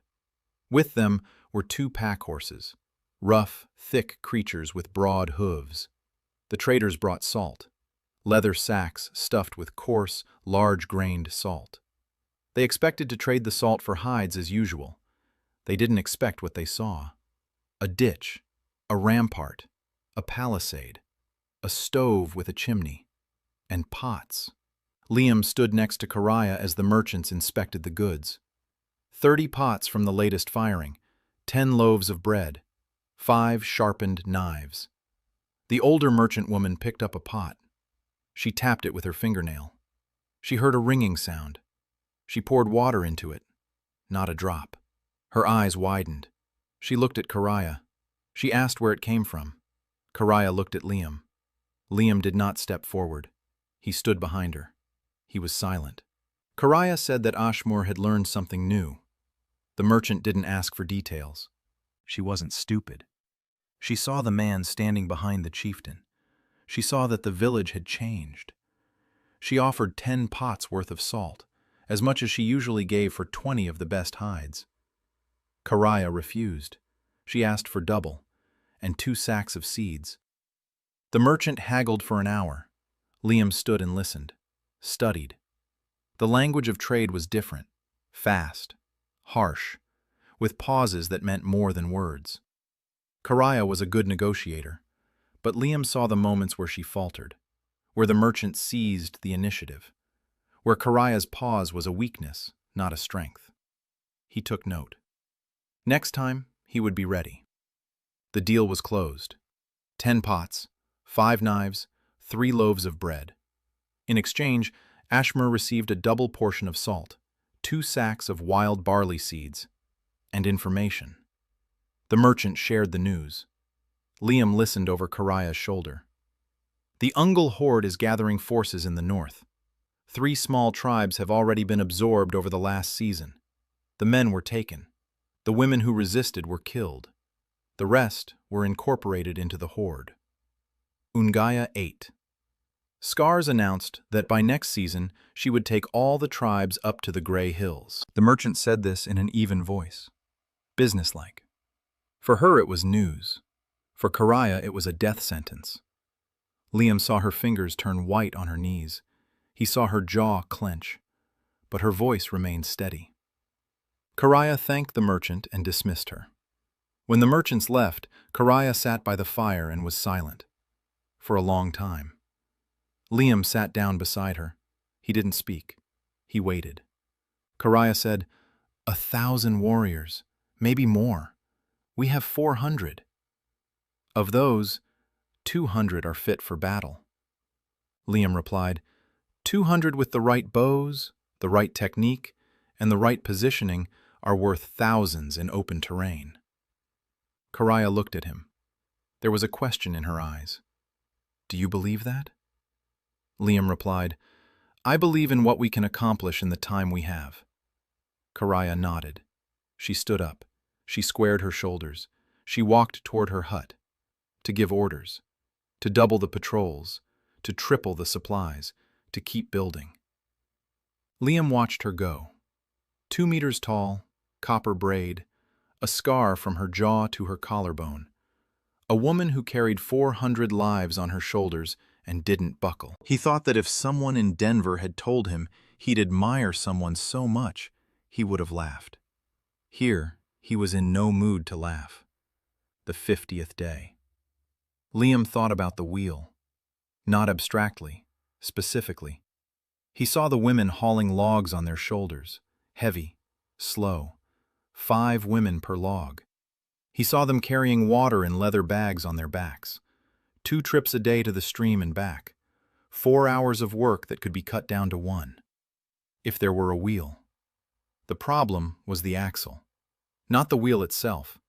He could carve a round wooden disc, but the axle required precision. Wood rubbing against wood without lubrication would destroy any structure in a day. Liam sat by Yuna's workshop, turning 2 pieces of wood in his hands. Yuna worked nearby, silently. She was used to him sitting and thinking. She knew that things were born from this sitting. Liam remembered. School. 8th grade. Physics. Sliding friction. Rolling friction. Lubrication reduces friction. What kind of lubricant? Fat. Animal fat. There was plenty of it here. Every carcass yielded a pot of fat. They used it for cooking and for treating hides, but not for lubricating mechanisms. Because there were no mechanisms. Liam stood up. He went to the pen where they were butchering the game. He asked for a pot of fat. He got it. He returned. He took 2 pieces of wood. He whittled one into a cylinder. He hollowed out a hole in the other, slightly wider than the cylinder.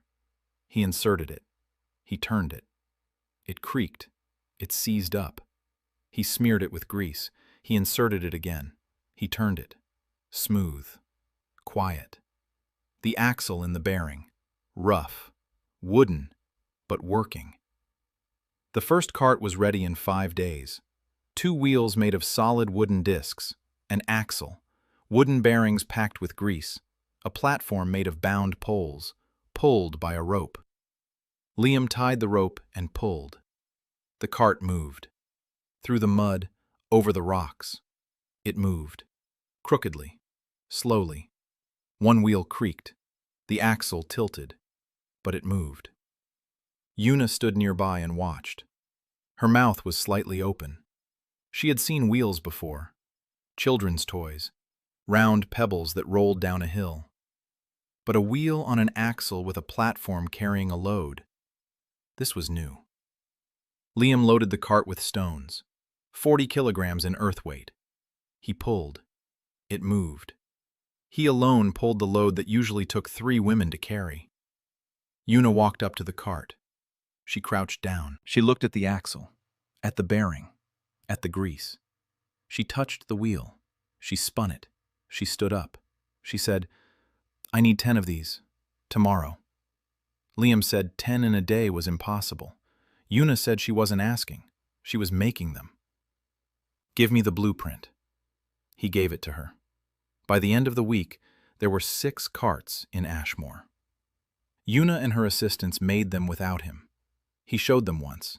They understood. Now they hauled logs on carts. They hauled water on carts. Stones for construction were hauled on carts.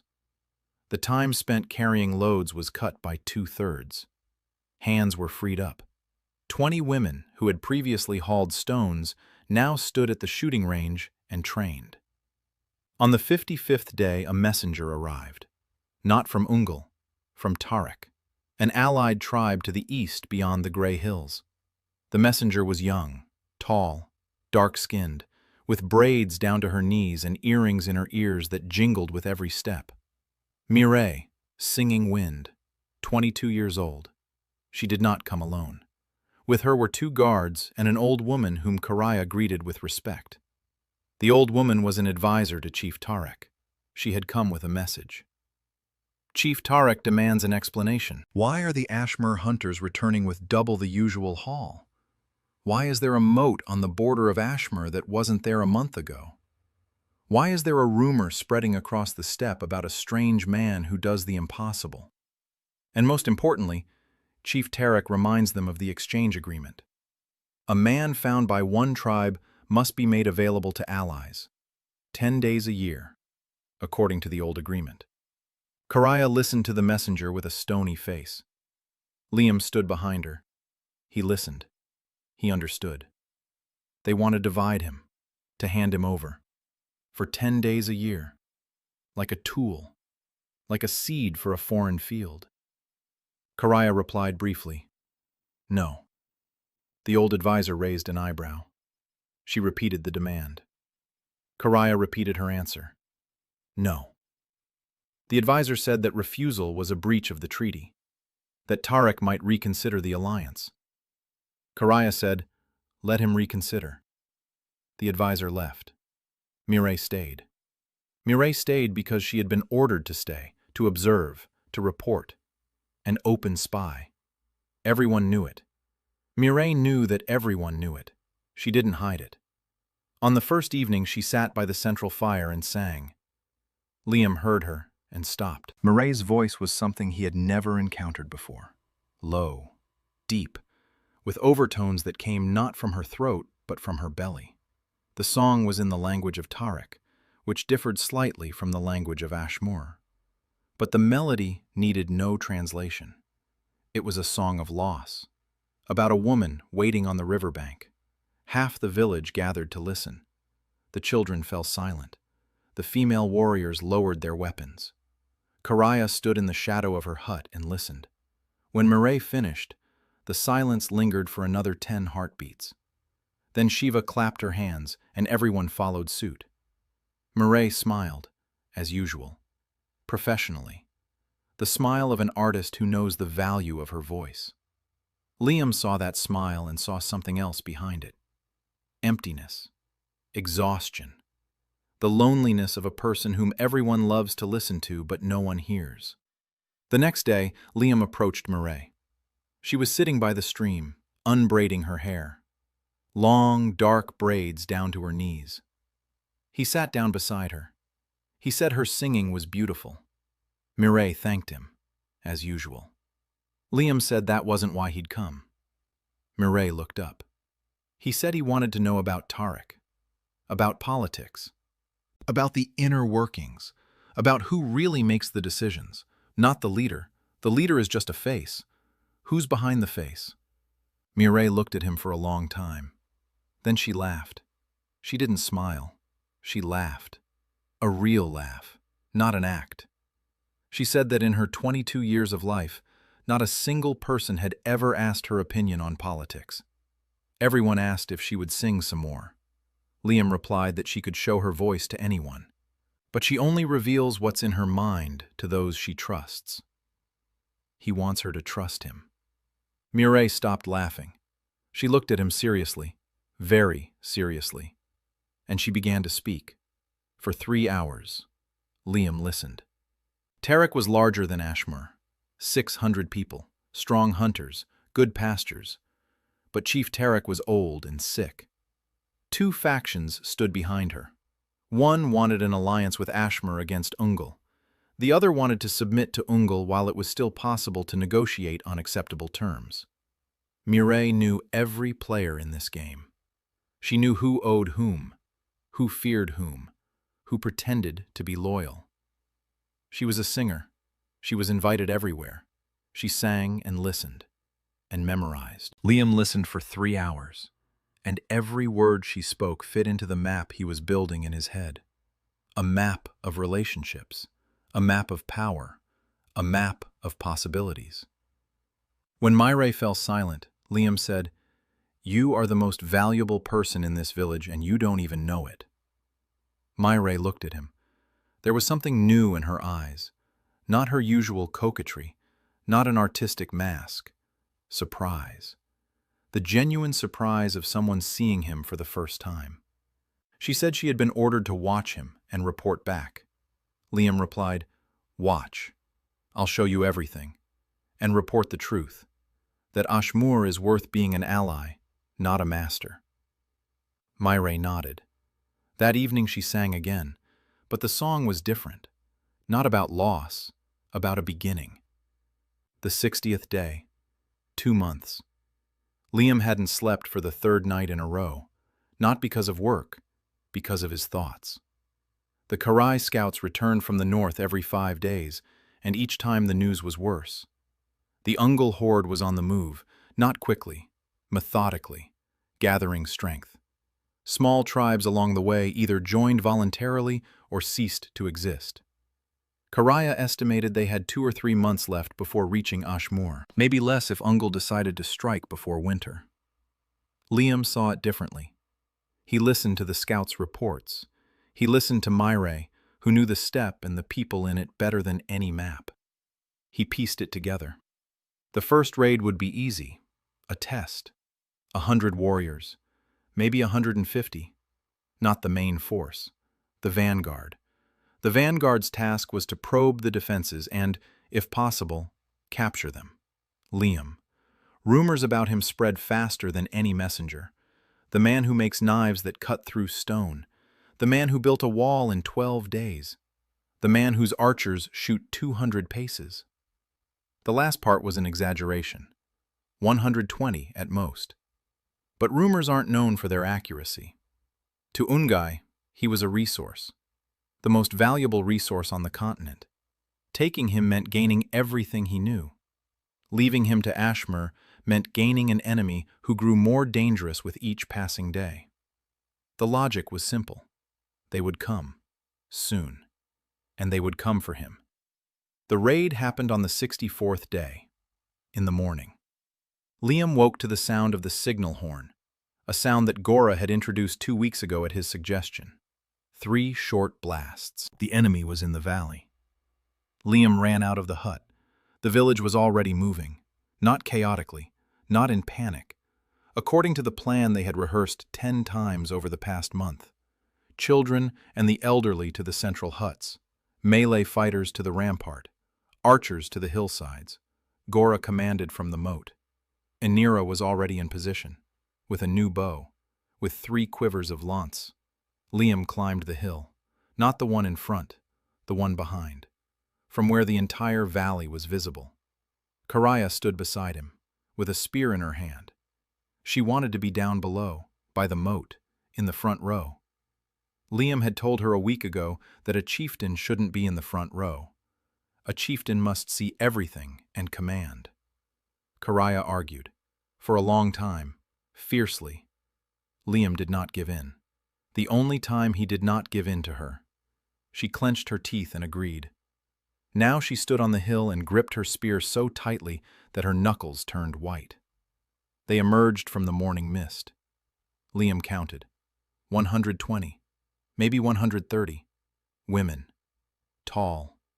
In black skins, with feathers in their hair, armed with spears and old bows. They moved quickly, confidently. Not in formation, a crowd. Liam saw this and felt a cold, a chilling clarity. A crowd, not a formation. They weren't expecting organized resistance. They had come for the village, not the fortress.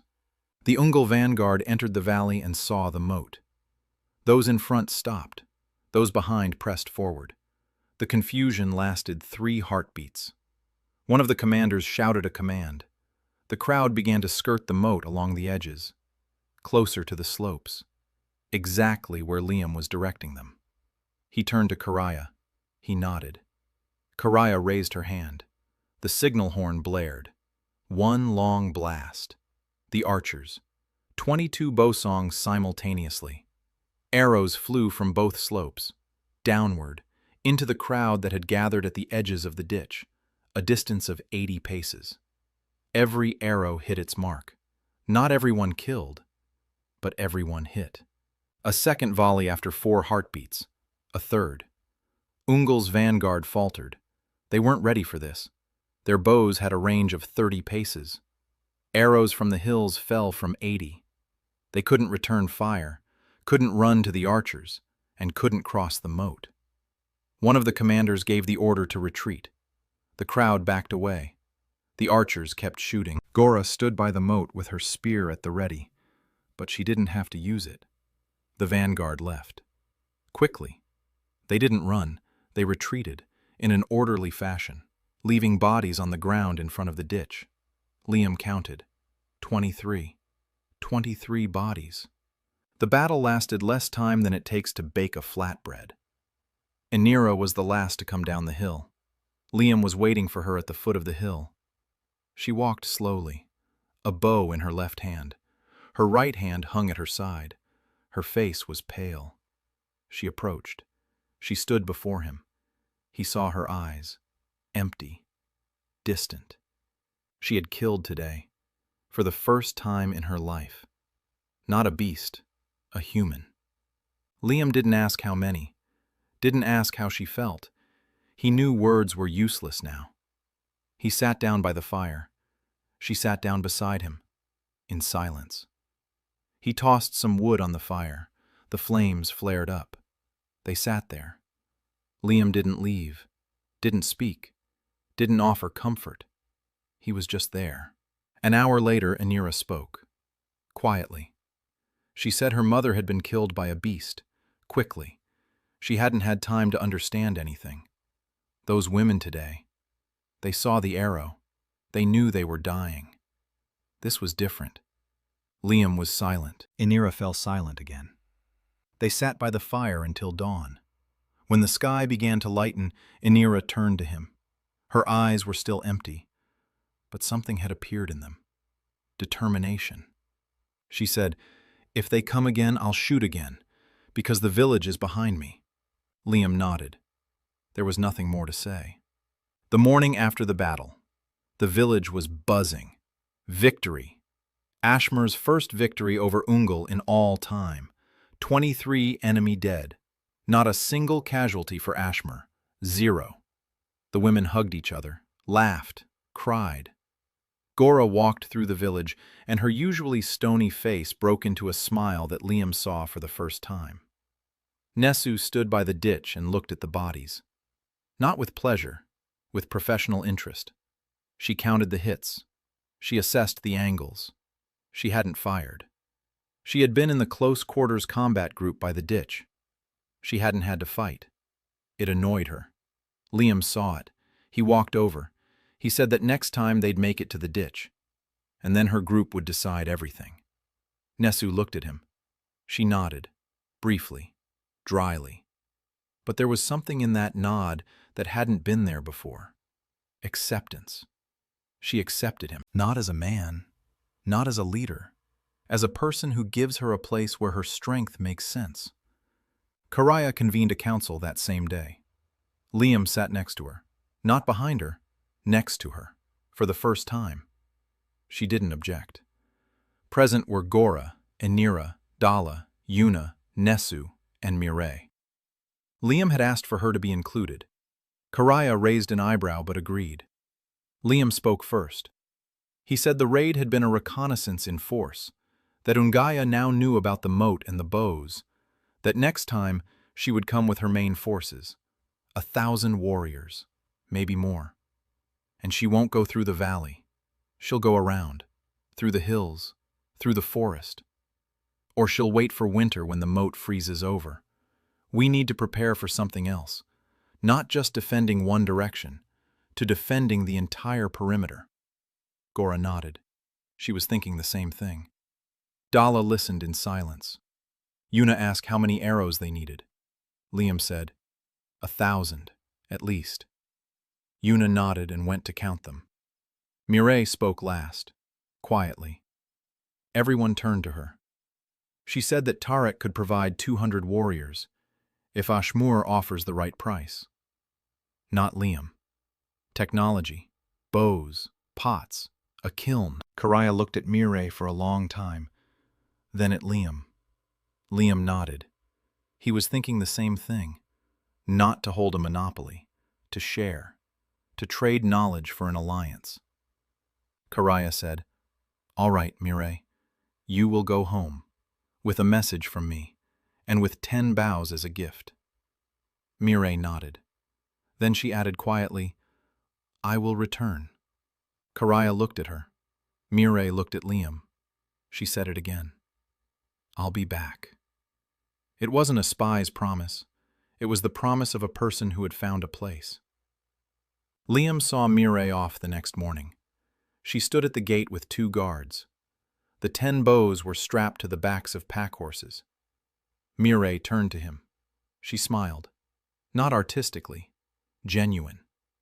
She said he was a strange man, that he was the first to ask her to think instead of sing, that she would miss their conversations by the stream. Liam told her to come back soon. Mireille laughed. She turned and walked away. Her braids swayed with her steps, and her earrings jingled softly in the morning air. Liam stood watching her go, and thought that in Denver he'd never had goodbyes like this. Real ones, heavy ones, with a promise to return. Shiva approached quietly. She stood beside him, silently. Then she took his hand, her small palm in his, warm, clay-colored as always. Liam didn't pull his hand away. They stood and watched as Mireille walked away over the hills. Then Shiva said, "The bread is ready. Let's go." Liam went. Life went on. The battle was yesterday. Bread is today. Tomorrow there would be something else. That's how this world works. That's how any world works. The 3rd month. Liam stood before the potter's wheel and watched Shiva work. The wheel was crude, a stone disc on a wooden axle, a foot pedal below. Shiva pushed the pedal with her foot and the disc spun. Not smoothly, with a vibration, but it spun. And in her hands, the clay into shapes this world had never seen. Thin-walled jugs, wide bowls with flat bottoms, cups with handles. Handles. Such small details didn't exist here. Shiva invented them herself. Liam showed her the wheel. Shiva invented the handles, and spouts for the jugs, and lids. Every day she invented new. 3 teenage girls worked with her, and each was already making pottery better than any potter in Ashmur had made a month ago. Shiva was not a little girl who carried water. Shiva was a master. Liam watched her and saw that she knew it too. By the way she held her back, by the way she gave instructions to the girls, by the way Karaya came to her for pottery for her hut. She didn't send someone else. She came herself. Shiva Morning Light. 19 years old, the best potter in Kainora. She didn't know yet that she was the best, but Liam knew. A saddle, stirrups. Liam had been thinking about this ever since the day he saw Ashmur's horses. Large animals, strong, broad-backed. The local women rode them bareback, without stirrups. They just sat down and held on with their legs. For them, it was normal. Their legs were like a vice. They could hold on to a galloping horse with just the pressure of their thighs. Liam couldn't. He tried it in the 2nd week. He got on the horse. The horse started walking. Liam slipped off after 10 seconds. He fell into the mud. The 3 female hunters who saw this laughed so hard that one of them doubled over. Liam lay in the mud and thought about how the stirrup was invented in the 4th century, and how it changed the history of warfare. A rider with a stirrup can shoot a bow while riding. He can strike with a spear without falling. He can turn around in the saddle and strike an enemy behind him. Without a stirrup, a rider is a passenger. With a stirrup, a rider is a weapon. He started with the saddle, a wooden frame covered in leather, padded with fur, a girth made of woven straps across the chest and under the tail so the saddle wouldn't slip. He worked on it for a week. Yuna helped with the frame. Shiva helped with the leather. Anira helped with the straps because she knew horses better than anyone. The first saddle was crooked. The horse didn't like it. She snorted. It stamped its feet. But it put up with it. Liam climbed into the saddle. He clung to the mane. The horse set off. He didn't fall. He sat, steady, comfortable. The saddle held him. Then the stirrups. 2 leather loops on straps on either side of the saddle. Liam slipped his feet in. He stood in the stirrups and felt what the 4th century had felt for the first time. Stability, freedom of his hands. He could stand. He could turn. He could lean without falling. Anira stood nearby and watched. He asked her to try. She sat in the saddle, slipped her feet into the stirrups, and froze. Liam saw a wave of understanding wash over her body. She felt the same thing he did. Freedom. She drew her bow. With the stirrups, she could let go of the horse with her legs and work with her hands. She aimed at a tree at the edge of the corral. She shot. From horseback. Without stopping. She hit it. From 100 paces. From a moving horse. Anira lowered her bow. She looked at Liam. She said 3 words. "This changes everything." Liam nodded. Yes, it changed everything. In 2 weeks, Yuna and her assistants made 15 saddles. 12 for Ashmer's horses and 3 for the horses of the refugees who arrived from the south on the 70th day. Refugees. 3 families, 22 people, women, children, 1 old man. Their village had been burned down. Not Ungal, bandits. A small group of marauders whom the war had driven out of the northern lands. The refugees came to Ashmer because they had heard a rumor about a village that still stood, about a moat and a wall, about a man. Karaya took them in, without hesitation. Liam was there when she made the decision. She didn't ask his opinion, but he saw that she looked at him before saying yes, and he saw that she saw his nod. 22 new people. 422. The population was growing, and every new person brought hands, skills, stories. The old man among the refugees turned out to be a bone carver. Liam sat him down next to Yuna. By evening, they were already working together. The old man carved bone arrowheads, faster and more precisely than anyone in Ashmore. Bronze. Liam hadn't forgotten. Every evening after work, he went to the cliff by the stream. There, in the clayey slope, were stones that stood out from the rest. Greenish, heavy, with veins that glistened in the sun. Malachite. Liam knew that malachite was copper ore.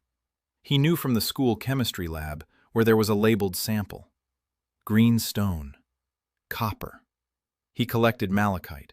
Secretly, he stashed it in a corner of Yuna's workshop. Yuna saw. She said nothing. She waited. On the 75th day, Liam decided to give it a try.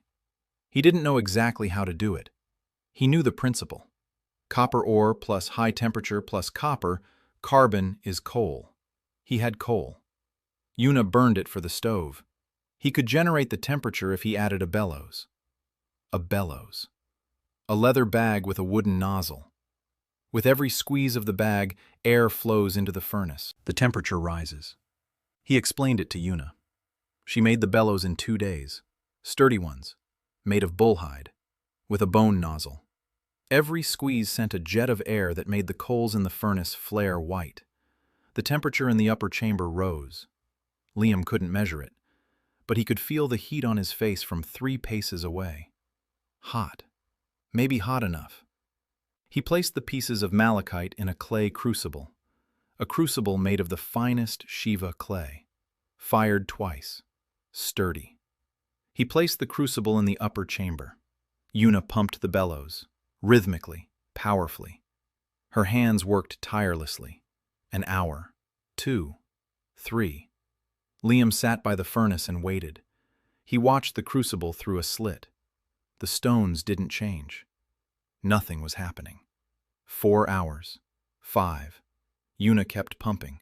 Sweat dripped down her face. Liam offered to take her place. She refused with a glance. 6 hours. Liam peered into the chamber and saw. The stones had changed. They had melted. They were flowing. A liquid was gathering at the bottom of the crucible. Reddish, heavy, shiny. Copper. Not pure, dirty, impure, but copper. Yuna saw it too. She stopped stirring. They stood and watched through the slit at the red drop of metal at the bottom of the clay crucible. The first metal in the history of Ashmore. Yuna turned to him. Her face was black with soot. Her eyes were red from the heat. Her hands trembled from 6 hours of work. She said nothing. She held out her hand. Liam shook it. Hot, firm, covered in calluses and burns. A handshake between 2 craftsmen over the first drop of copper. Yuna nodded. A single brief movement. Then she turned back to the bellows and began pumping again. They were still a long way from bronze. Copper was only half the battle. They needed tin. Liam didn't know where to find tin. He didn't even know what it looked like in ore. Cassiterite, a word he remembered from his textbook but couldn't picture the stone. Dark, heavy. That was all he knew. He asked Dalla. He described the stone. Dark, heavy, shiny. Dalla listened. She thought.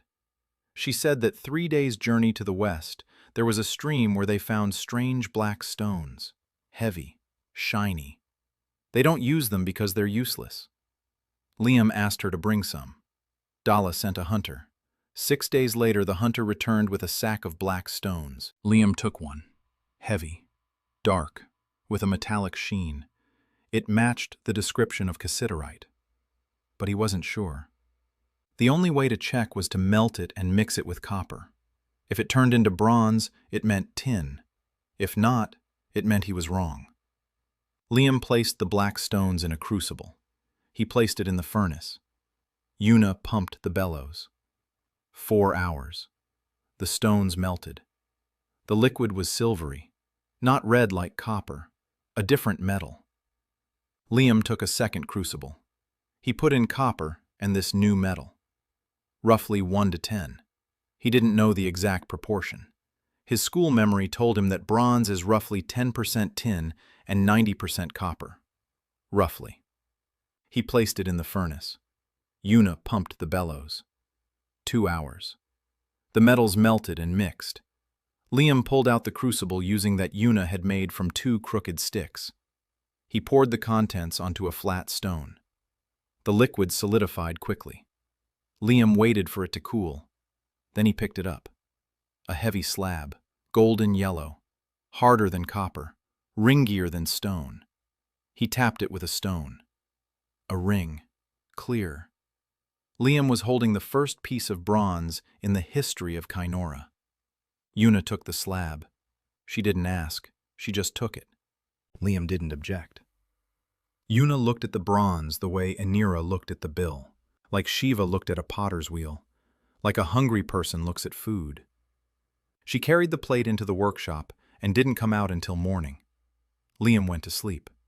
At dawn, a knock woke him. He stepped out of the hut. Yuna was standing at the entrance. In her hand, she held an axe. Not a stone one, a bronze. She had cast it overnight, alone, without his help. Liam took the axe. He ran his finger along the blade, sharp, smooth, heavier than stone but 10 times stronger. Yuna stood before him, her hands trembling. Liam recognized that tremor. Not fatigue, happiness. So great that the body cannot contain it. He said, "You did this yourself."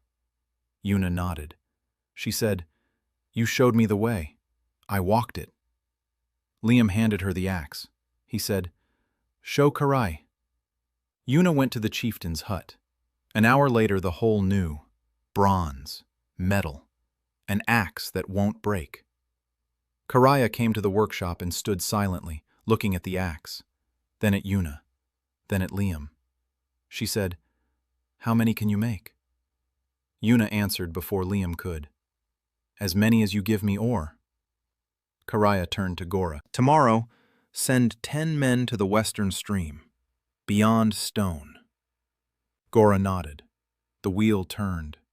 The Bronze Age came to Kainora on the 78th day of Liam's stay. The 3rd month was drawing to a close, and Ashmar was changing every day.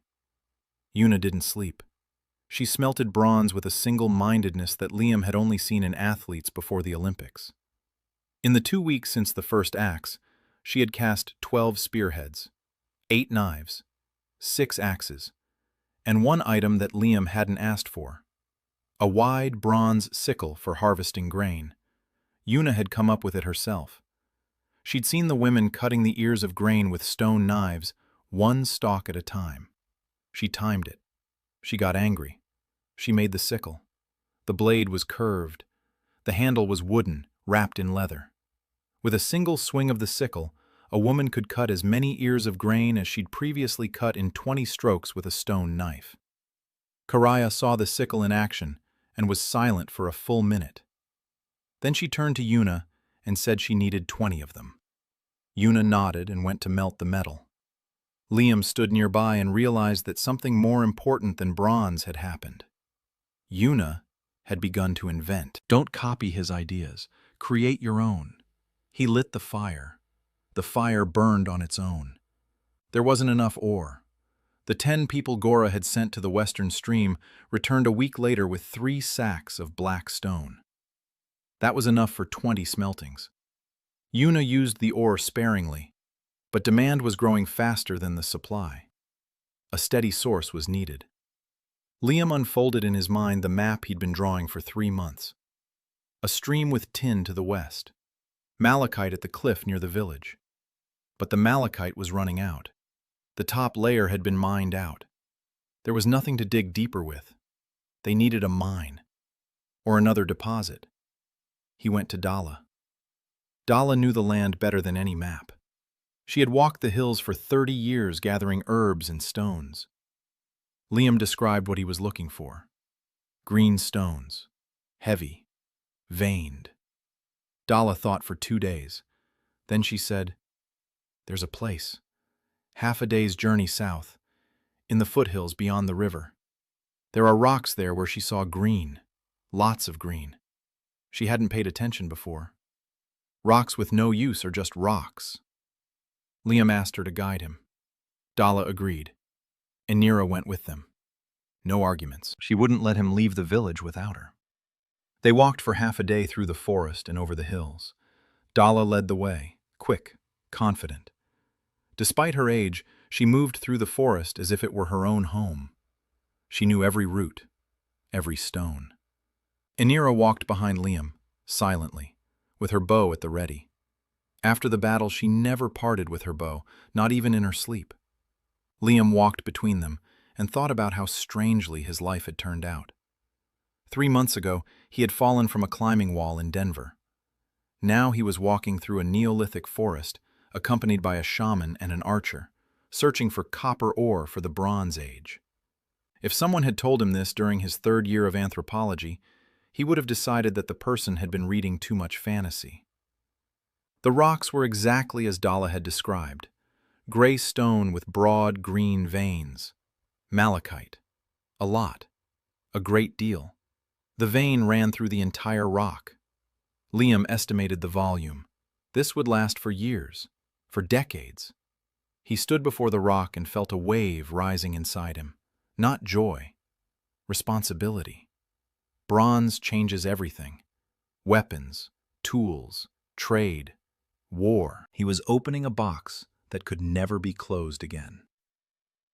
Dalla stood beside him. She looked at the rock, then at him. She said quietly, "You know what this means." Liam nodded. He knew. Bronze would make Ashmore the strongest tribe in the region, and it would make it the main target for anyone who wanted to take that power away. Dalla said, "Power attracts power. Be ready." Liam said, "I'm ready." Inira behind him said, "We're ready." They returned to Ashmore by evening. Liam reported to Karaye. She listened. She sent 20 men with carts. 3 days later, the first batch of ore from the new deposit was lying outside Yuna's workshop. Yuna saw the volume. Her eyes lit up with that fire Liam knew so well. She didn't say a word. She turned around and began building a second furnace. Mireille returned on the 90th day, not alone. 30 Tarek warriors came with her, and Chief Tarek herself, an old woman with gray hair and eyes sharp as flint. They carried her on a stretcher because her legs could no longer support her, but her mind was working perfectly. Karaya met her at the gate, with honors, with bread. The old chieftain tasted the bread. She chewed slowly. She looked at Karaya. She looked at the village, at the moat, at the rampart, at the workshop from which smoke and the clang of bronze rose, at the archers on the shooting range, at the carts rolling along the well-trodden paths, at Shiva's potter's wheel, at the kiln with its chimney. She was silent for a long time. Then she turned to Karaya and said she had come to refuse, that she had come here to say no, that she hadn't believed the rumors, that she thought Ashmore was exaggerating, that now she sees, and now she says yes. Tarek agrees. Not under an exchange agreement, not for 10 days of a man a year, for an alliance, a real one, military, commercial, permanent. Karaya held out her hand. The old chieftain shook it, weak fingers in strong ones. Mireille stood nearby and smiled. She had done it. She had brought her chieftain here. For 3 weeks she had been persuading. She told stories, she described. She sang a song about a village that rose from its knees. She hadn't sung that song for Liam, but he'd heard others retell the words. And in every word, he was there. Not by name, by deeds. The negotiations lasted 3 days. Liam sat next to Karaya. Mireille translated the subtleties of the dialect. The terms were simple. Ashmore shares its bow and pottery technology. Tarek provides 200 warriors for the duration of the war with Ungol. Both sides trade freely. No treaties regarding the exchange of people. Liam inserted that last point himself, quietly, through Karaya. No treaties regarding the exchange of men. A person is not a commodity. The elderly chieftain Tarek looked at him when she heard this, for a long time. Then she nodded. She said he was the first man to speak of men's rights, that it was strange, and that it was right. The agreement was sealed. Karaya and the old chieftain exchanged knives, Ashmore's bronze knife and Tarek's stone knife. The difference was clear to everyone. The old chieftain looked at the bronze knife in her hand, at Karaya's stone knife. She smiled. She said that Karaya was generous. Karaya replied that generosity is a weapon that never breaks. That evening, after the treaty was signed, Liam sat alone by the fire, for the first time in a long while. He looked out at the village and counted 430 people in Ashmore, 200 Tarek warriors on the way, bronze weapons, new bows, saddles and stirrups, ovens, carts, grain supplies. It was more than he could have imagined 3 months ago. And it wasn't enough.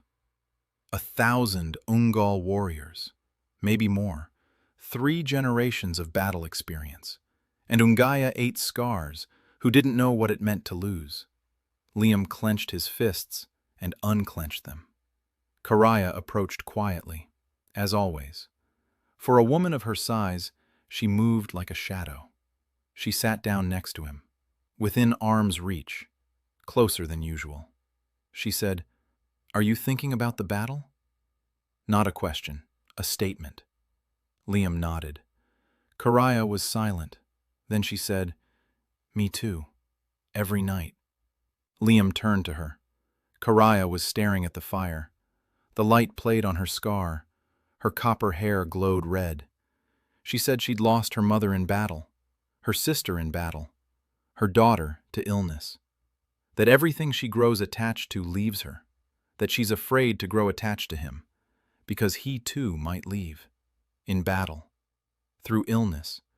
By the will of that voice that had brought him here. Liam listened. He was silent. Then he said, "I'm not going anywhere." Karaya looked at him. In her yellow eyes there was fire and water at the same time. She said, "Don't promise." Liam said, "I won't promise. I choose. Every day." Karaya looked at him for a long time. Then she held out her hand. Large, strong, warm from the fire. Liam took her hand. Small compared to hers. They sat by the fire, hand in silence, for the first time. Not as a chieftain and a resource, but as two people who had chosen each other. Slowly, like a glacier, but unstoppably. The 4th month, the Confederation was growing. After Tarek, envoys arrived from 2 small tribes in the south, Lin and Horg, 150 people each. They had heard about the battle, about the moat, about the bows, about the bronze. They feared Ungol and sought protection. Karaya accepted both. On Ashmer's terms. Common trade, common defense, no exchange of people. The Lin envoys agreed immediately. The Horg envoys haggled for 2 days. Liam sat next to Karaya during the negotiations and remained silent. He listened. He mapped things out in his head. The Horg wanted weapons but didn't want to submit. They wanted bronze but didn't want to share the ore. They wanted protection but didn't want to send warriors. Liam leaned toward Karaya and whispered 3 words. "Show them the sickle." Karaya looked at him. She understood. She called for Yuna. Yuna brought a bronze sickle. She placed it before the Horg envoys. They took it. They looked at it. They touched the blade. One of them cut herself and pulled her hand away. Karaya said, "Your women harvest grain with stone knives. It takes them 3 days in a field that can be harvested in 1 with a sickle. We will give you sickles, 10, if you give us 50 warriors for the duration of the war and open a trade route through your lands." The Horg envoys exchanged glances. Trade route through their lands meant that caravans from the south would pass through Horg to Ashmore. Horg would receive a toll. That was more than sickles. That was money, a steady income. They agreed by evening. Liam sat and watched as Karaya negotiated.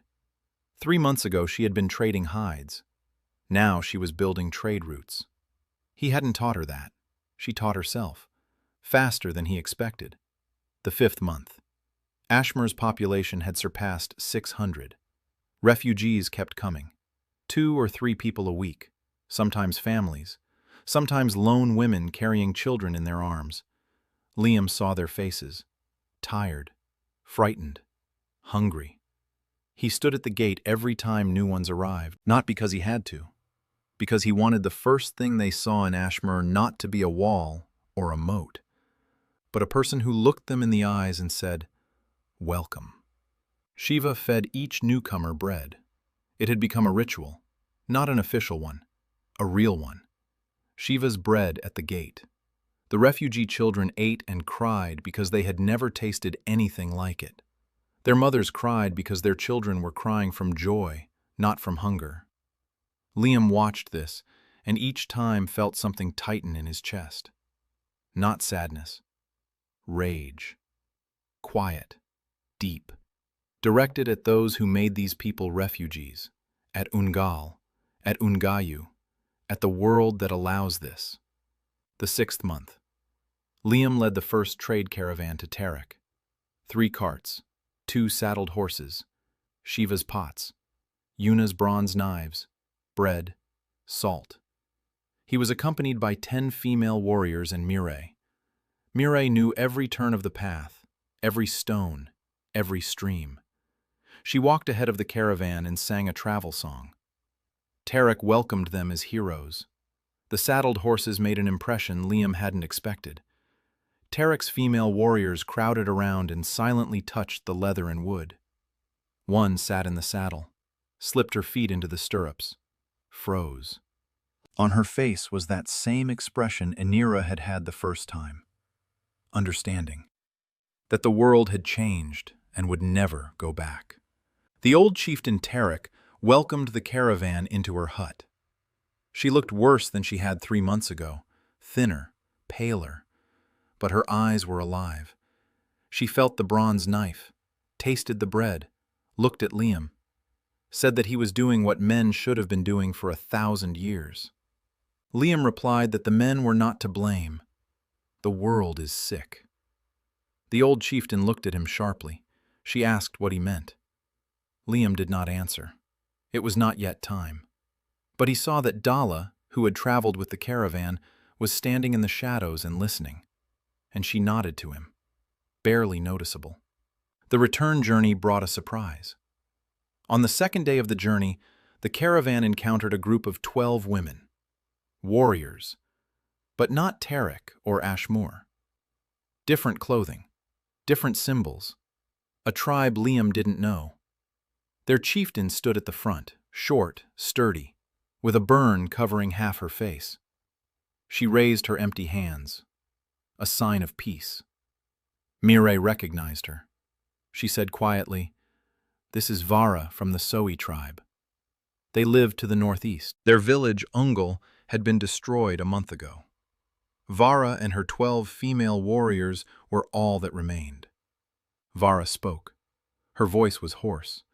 She said she was heading to Ashmore, that she had heard, that she wanted to join them, that her people knew how to fight and die, and that they had nothing to lose. Liam looked at her and saw what her straight back and steady voice did not reveal: despair, pain, the loss of everything. He said that Ashmore would accept them. Vara looked at him, at the man who spoke for the village. Her eyes narrowed. Mireille quietly explained who he was. Vara listened. She was silent. Then she nodded. She said that if a man was leading the caravan, then the world had truly changed. They went together. 12 Soe warriors joined the caravan, and Ashmore, and the Confederation, which now numbered 5 tribes. The 7th month. Dala came to Liam at night. He wasn't sleeping. He was sitting by Yuna's workshop, sketching on a clay tablet. Plans, walls, towers, a water pipe from the stream. Dala sat down beside him, silently. Then she said that Yora was dying. Liam froze. The old herbalist. Broth. Eyes that saw right through him. "You won't die. You're different." Dala said that Yora wanted to see him. Now. Liam went. Yora's hut was warm and smelled of herbs. The old woman lay on animal skins, thin, transparent, her hands like dry branches on the blanket. But her eyes were open, clear, as never before. Liam sat down beside her. Yora looked at him. She spoke, slowly. Every word came with difficulty. She said she had seen his coming in her dreams, 20 years ago. She saw a man from nowhere. She saw fire and stone. She saw a wheel. She saw water that would become clear. She said her grandmother had seen it too, and her grandmother's grandmother. That the women of Kainora see the future in their dreams when the world is sick enough. That this is the song of blood, not a battle trance, a different song, a quiet one, the one that whispers in a dream. Yora said that the spring in the north is not just hot water, it is a wound. The world is wounded. 1,000 years ago, someone did something to the spring and the water turned to poison. Slow, imperceptible. A poison that kills men, not those who are alive, those who are yet to be born. Liam listened. Every word fell like a stone into still water. Yora said he was the only one the poison didn't affect. Because he's not from here. Because his blood is different. His children will be different. Normal, she said. Go to the source, find the wound, close it, or the world will die. Not today, not tomorrow, in 300 years. But it will die. Yora fell silent. She closed her eyes. Liam sat and held her hand.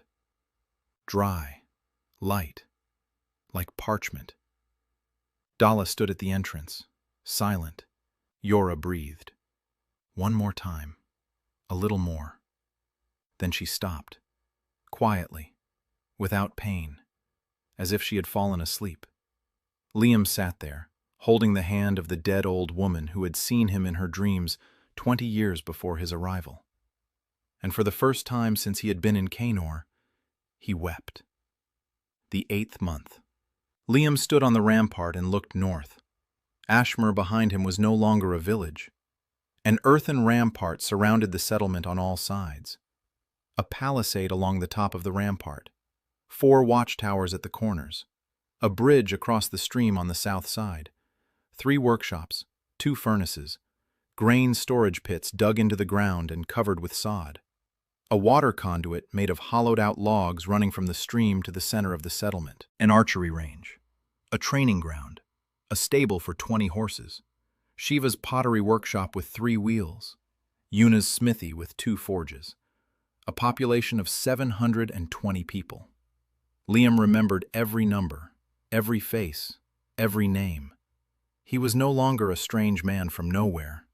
He was Liam, the one who gets things done, the one who listens, the one who remembers that Tarva's knee aches when it rains and makes her an ointment according to Dalla's recipe. The one who noticed that Gora's daughter is left-handed and carved a spoon for her left hand. Little things, hundreds of little things, hundreds of threads. Each one means nothing. Together, they held stronger than bronze. The scouts returned that day, 3 women, dusty, exhausted. They had run the last day of the journey without stopping. Gora brought them to Karaya. Liam was nearby. The report was brief. Ungaya had gathered an army, 1,200 warriors, heading south, toward the Grey Hills. An 8-day journey. Karaya listened motionless. Then she asked one thing, the direction. The scouts answered, through the valley, the main force, and a separate detachment through the eastern hills, a flanking maneuver. Lee closed her eyes. The map unfolded in her mind. 1,200, against 700, of whom 400 are combat-ready, plus 200 of Tarek's warriors who are expected to arrive. 600 against 1,200, 2-1, in Ashmore's favor. Fortifications, bronze weapons, bows, cavalry, tactics. On Ungol's side, numbers, experience.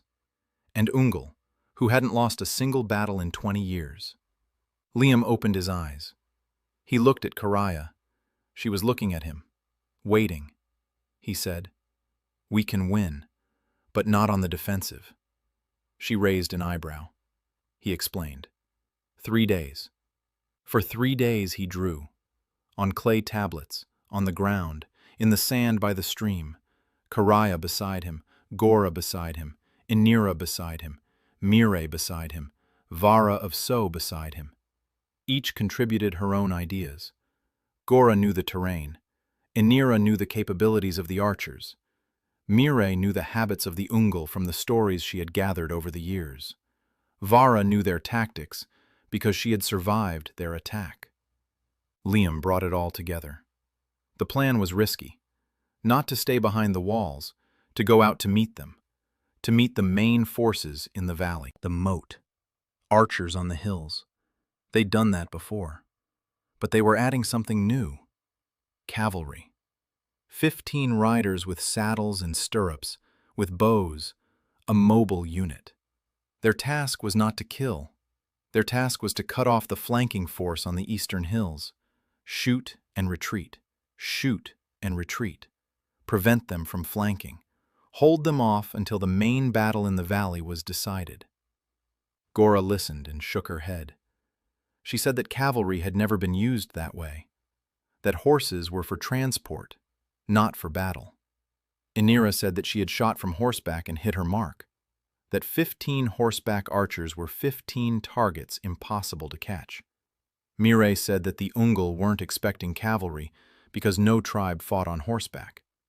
Vara said that the Ungol's flank detachment would number 200 or 300 warriors, and that 15 horseback archers wouldn't hold them off for long. Liam said it didn't need to be long, it just needed to be enough. The Terek warriors arrived on the 3rd day after the council. 200 women, armed, trained. They were led by a commander named Sarah, tall, thin, with a long scar across her forehead. She brought with her 30 new bows that the Terek craftswomen had made based on Ashmer's designs. Not as good as the originals, but they worked. Sarah met with Karaya, briefly, in a military manner, then with Liam. She looked down at him. She asked if it was true that the man had devised a tactic that killed 23 Ungol warriors without any losses. Liam said it was true. Sarah nodded. She said she believed him because Mireille doesn't lie, and because the bronze knife on her belt cuts through bone like butter. She's ready to hear his plan. Liam explained. Sarah listened, silently. Then she said 2 words. It might work. 5 days until the battle. Liam didn't sleep. He walked around the camp, checking. Arrows, spears, bronze tips, water supplies at the positions, ropes, signal horns, torches in case of a night battle. He wasn't a commander. He wasn't a warrior.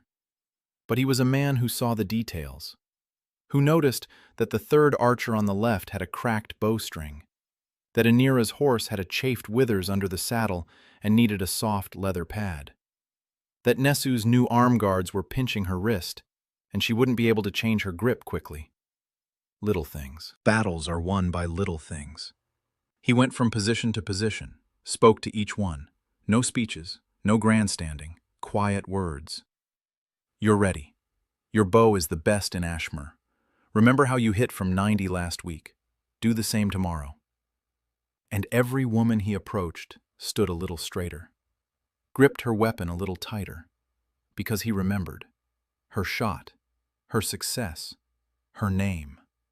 The night before the battle, Liam sat by the fire, alone. No, not alone. They had come. All of them. Karaya first. She sat on the left, silently. Inira, on the right, with a bow. Dala, across from her, with herbs. Shiva, next to Dala, with her hands in clay because she couldn't help but work even now. Yuna, next to Karaya, with her hands in soot because she, too, couldn't help but work. Mireille last, between Shiva and Dala. Earrings jingled softly. 6 women around the fire. And him. Liam looked at each one. Karaya. 2 meters of strength and 20 years of loss. Inira. Silence and precision and the pain she had learned to bear. Dala. Stones instead of eyes and an ocean of knowledge behind them. Shiva. The sun in human form. Yuna. Hands that create the world. Mireille, a voice that was finally, truly heard. He said, "Whatever happens tomorrow, you have already changed this world. Every one of you," Karaya said. "We know, and so do you." Silence. The fire crackled. The stars of Kynora burned. Alien stars that had become their own. Dala said quietly, "When the battle is over, we need to talk. About the source." Liam nodded. "When it's over." The battle for the Grey Hills began at dawn. Liam stood on the rear hill, with a clay tablet in his hands, on which every position. Karaya was beside him, with a spear. She stood like a rock, Her yellow eyes stared at the valley without blinking. Beside them were 3 messengers, teenage girls, fast, light on their feet. They would run with orders. Fog lay in the valley like milk.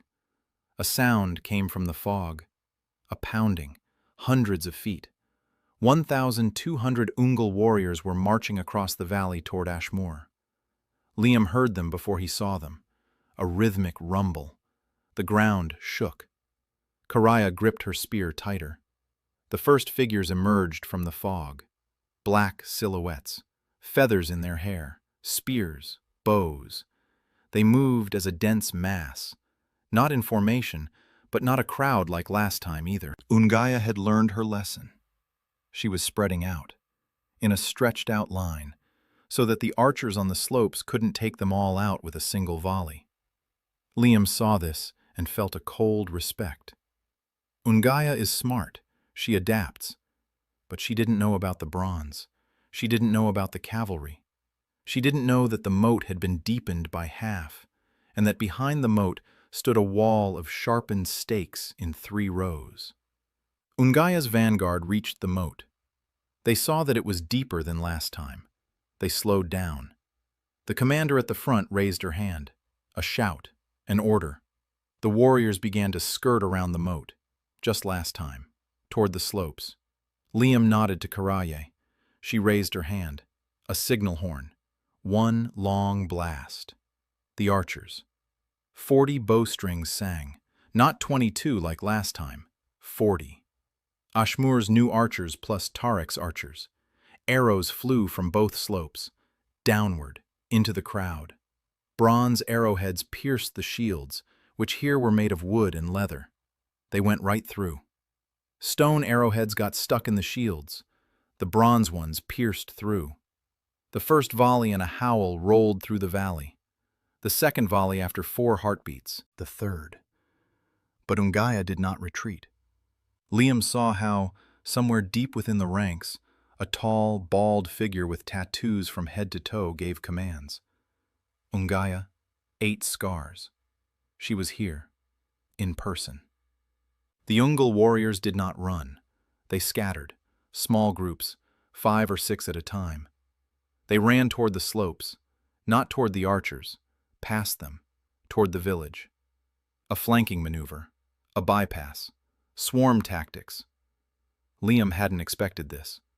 The anthropologist in him was screaming, "They're learning, they're adapting, fast, too fast." He turned to Karaya. He said, "Reserve, to the western slope." Karaya gave the order. A messenger ran off. Gora down by the ditch moved 20 spearwomen to the flank. The eastern slope. A flanking force was moving there. 300 warriors across the hills. Inira led the cavalry. 15 riders, with bows, with saddles, with stirrups. Liam couldn't see them. They were behind the hill. But he could hear. The whistling of arrows, shouts, the pounding of hooves. Inira was doing what he had taught her. Shoot, retreat, shoot, retreat. Do not engage in close combat. Keep your distance. 15 horsewomen on an open slope against 300 foot soldiers. The odds were against them, but stirrups changed the odds. A foot soldier runs. A horseman gallops. Impossible to catch up. Impossible to escape. Arrows rained down from above every 10 heartbeats. Ungol's flanking force was bogged down, not broken, but delayed. Just what was needed. The valley, the main battle. Ungol reached the ditch. They climbed over the stakes. They scaled the wall. Nesu was in the front row. Liam could see her even from the hill. She was everywhere, fast, deadly. Her bronze knife sliced through a spear shaft. Her fist knocked down a woman who was a head taller. The technique Liam had taught her. Shifting weight from the back leg, a hip turn. All her body weight concentrated in a single point. Nesu fought as if she were born for this. And she was born for this. It's just that no one had shown her how before. Standing next to her was Gora. Heavy, slow, but impenetrable. Her spear with a bronze tip held the line. 3 strikes. 3 Ungul warriors on the ground. Gora didn't budge. She stood like a wall, and the wall wouldn't let them through. 2 hours. The battle lasted 2 hours. Liam stood on the hill and gave orders through messengers. Move the archers to the right. Close the gap at the southern edge of the moat. Turn the cavalry around. He couldn't see everything. Fog, dust, shouts. But he saw enough. A map in his head. Every point. Every movement.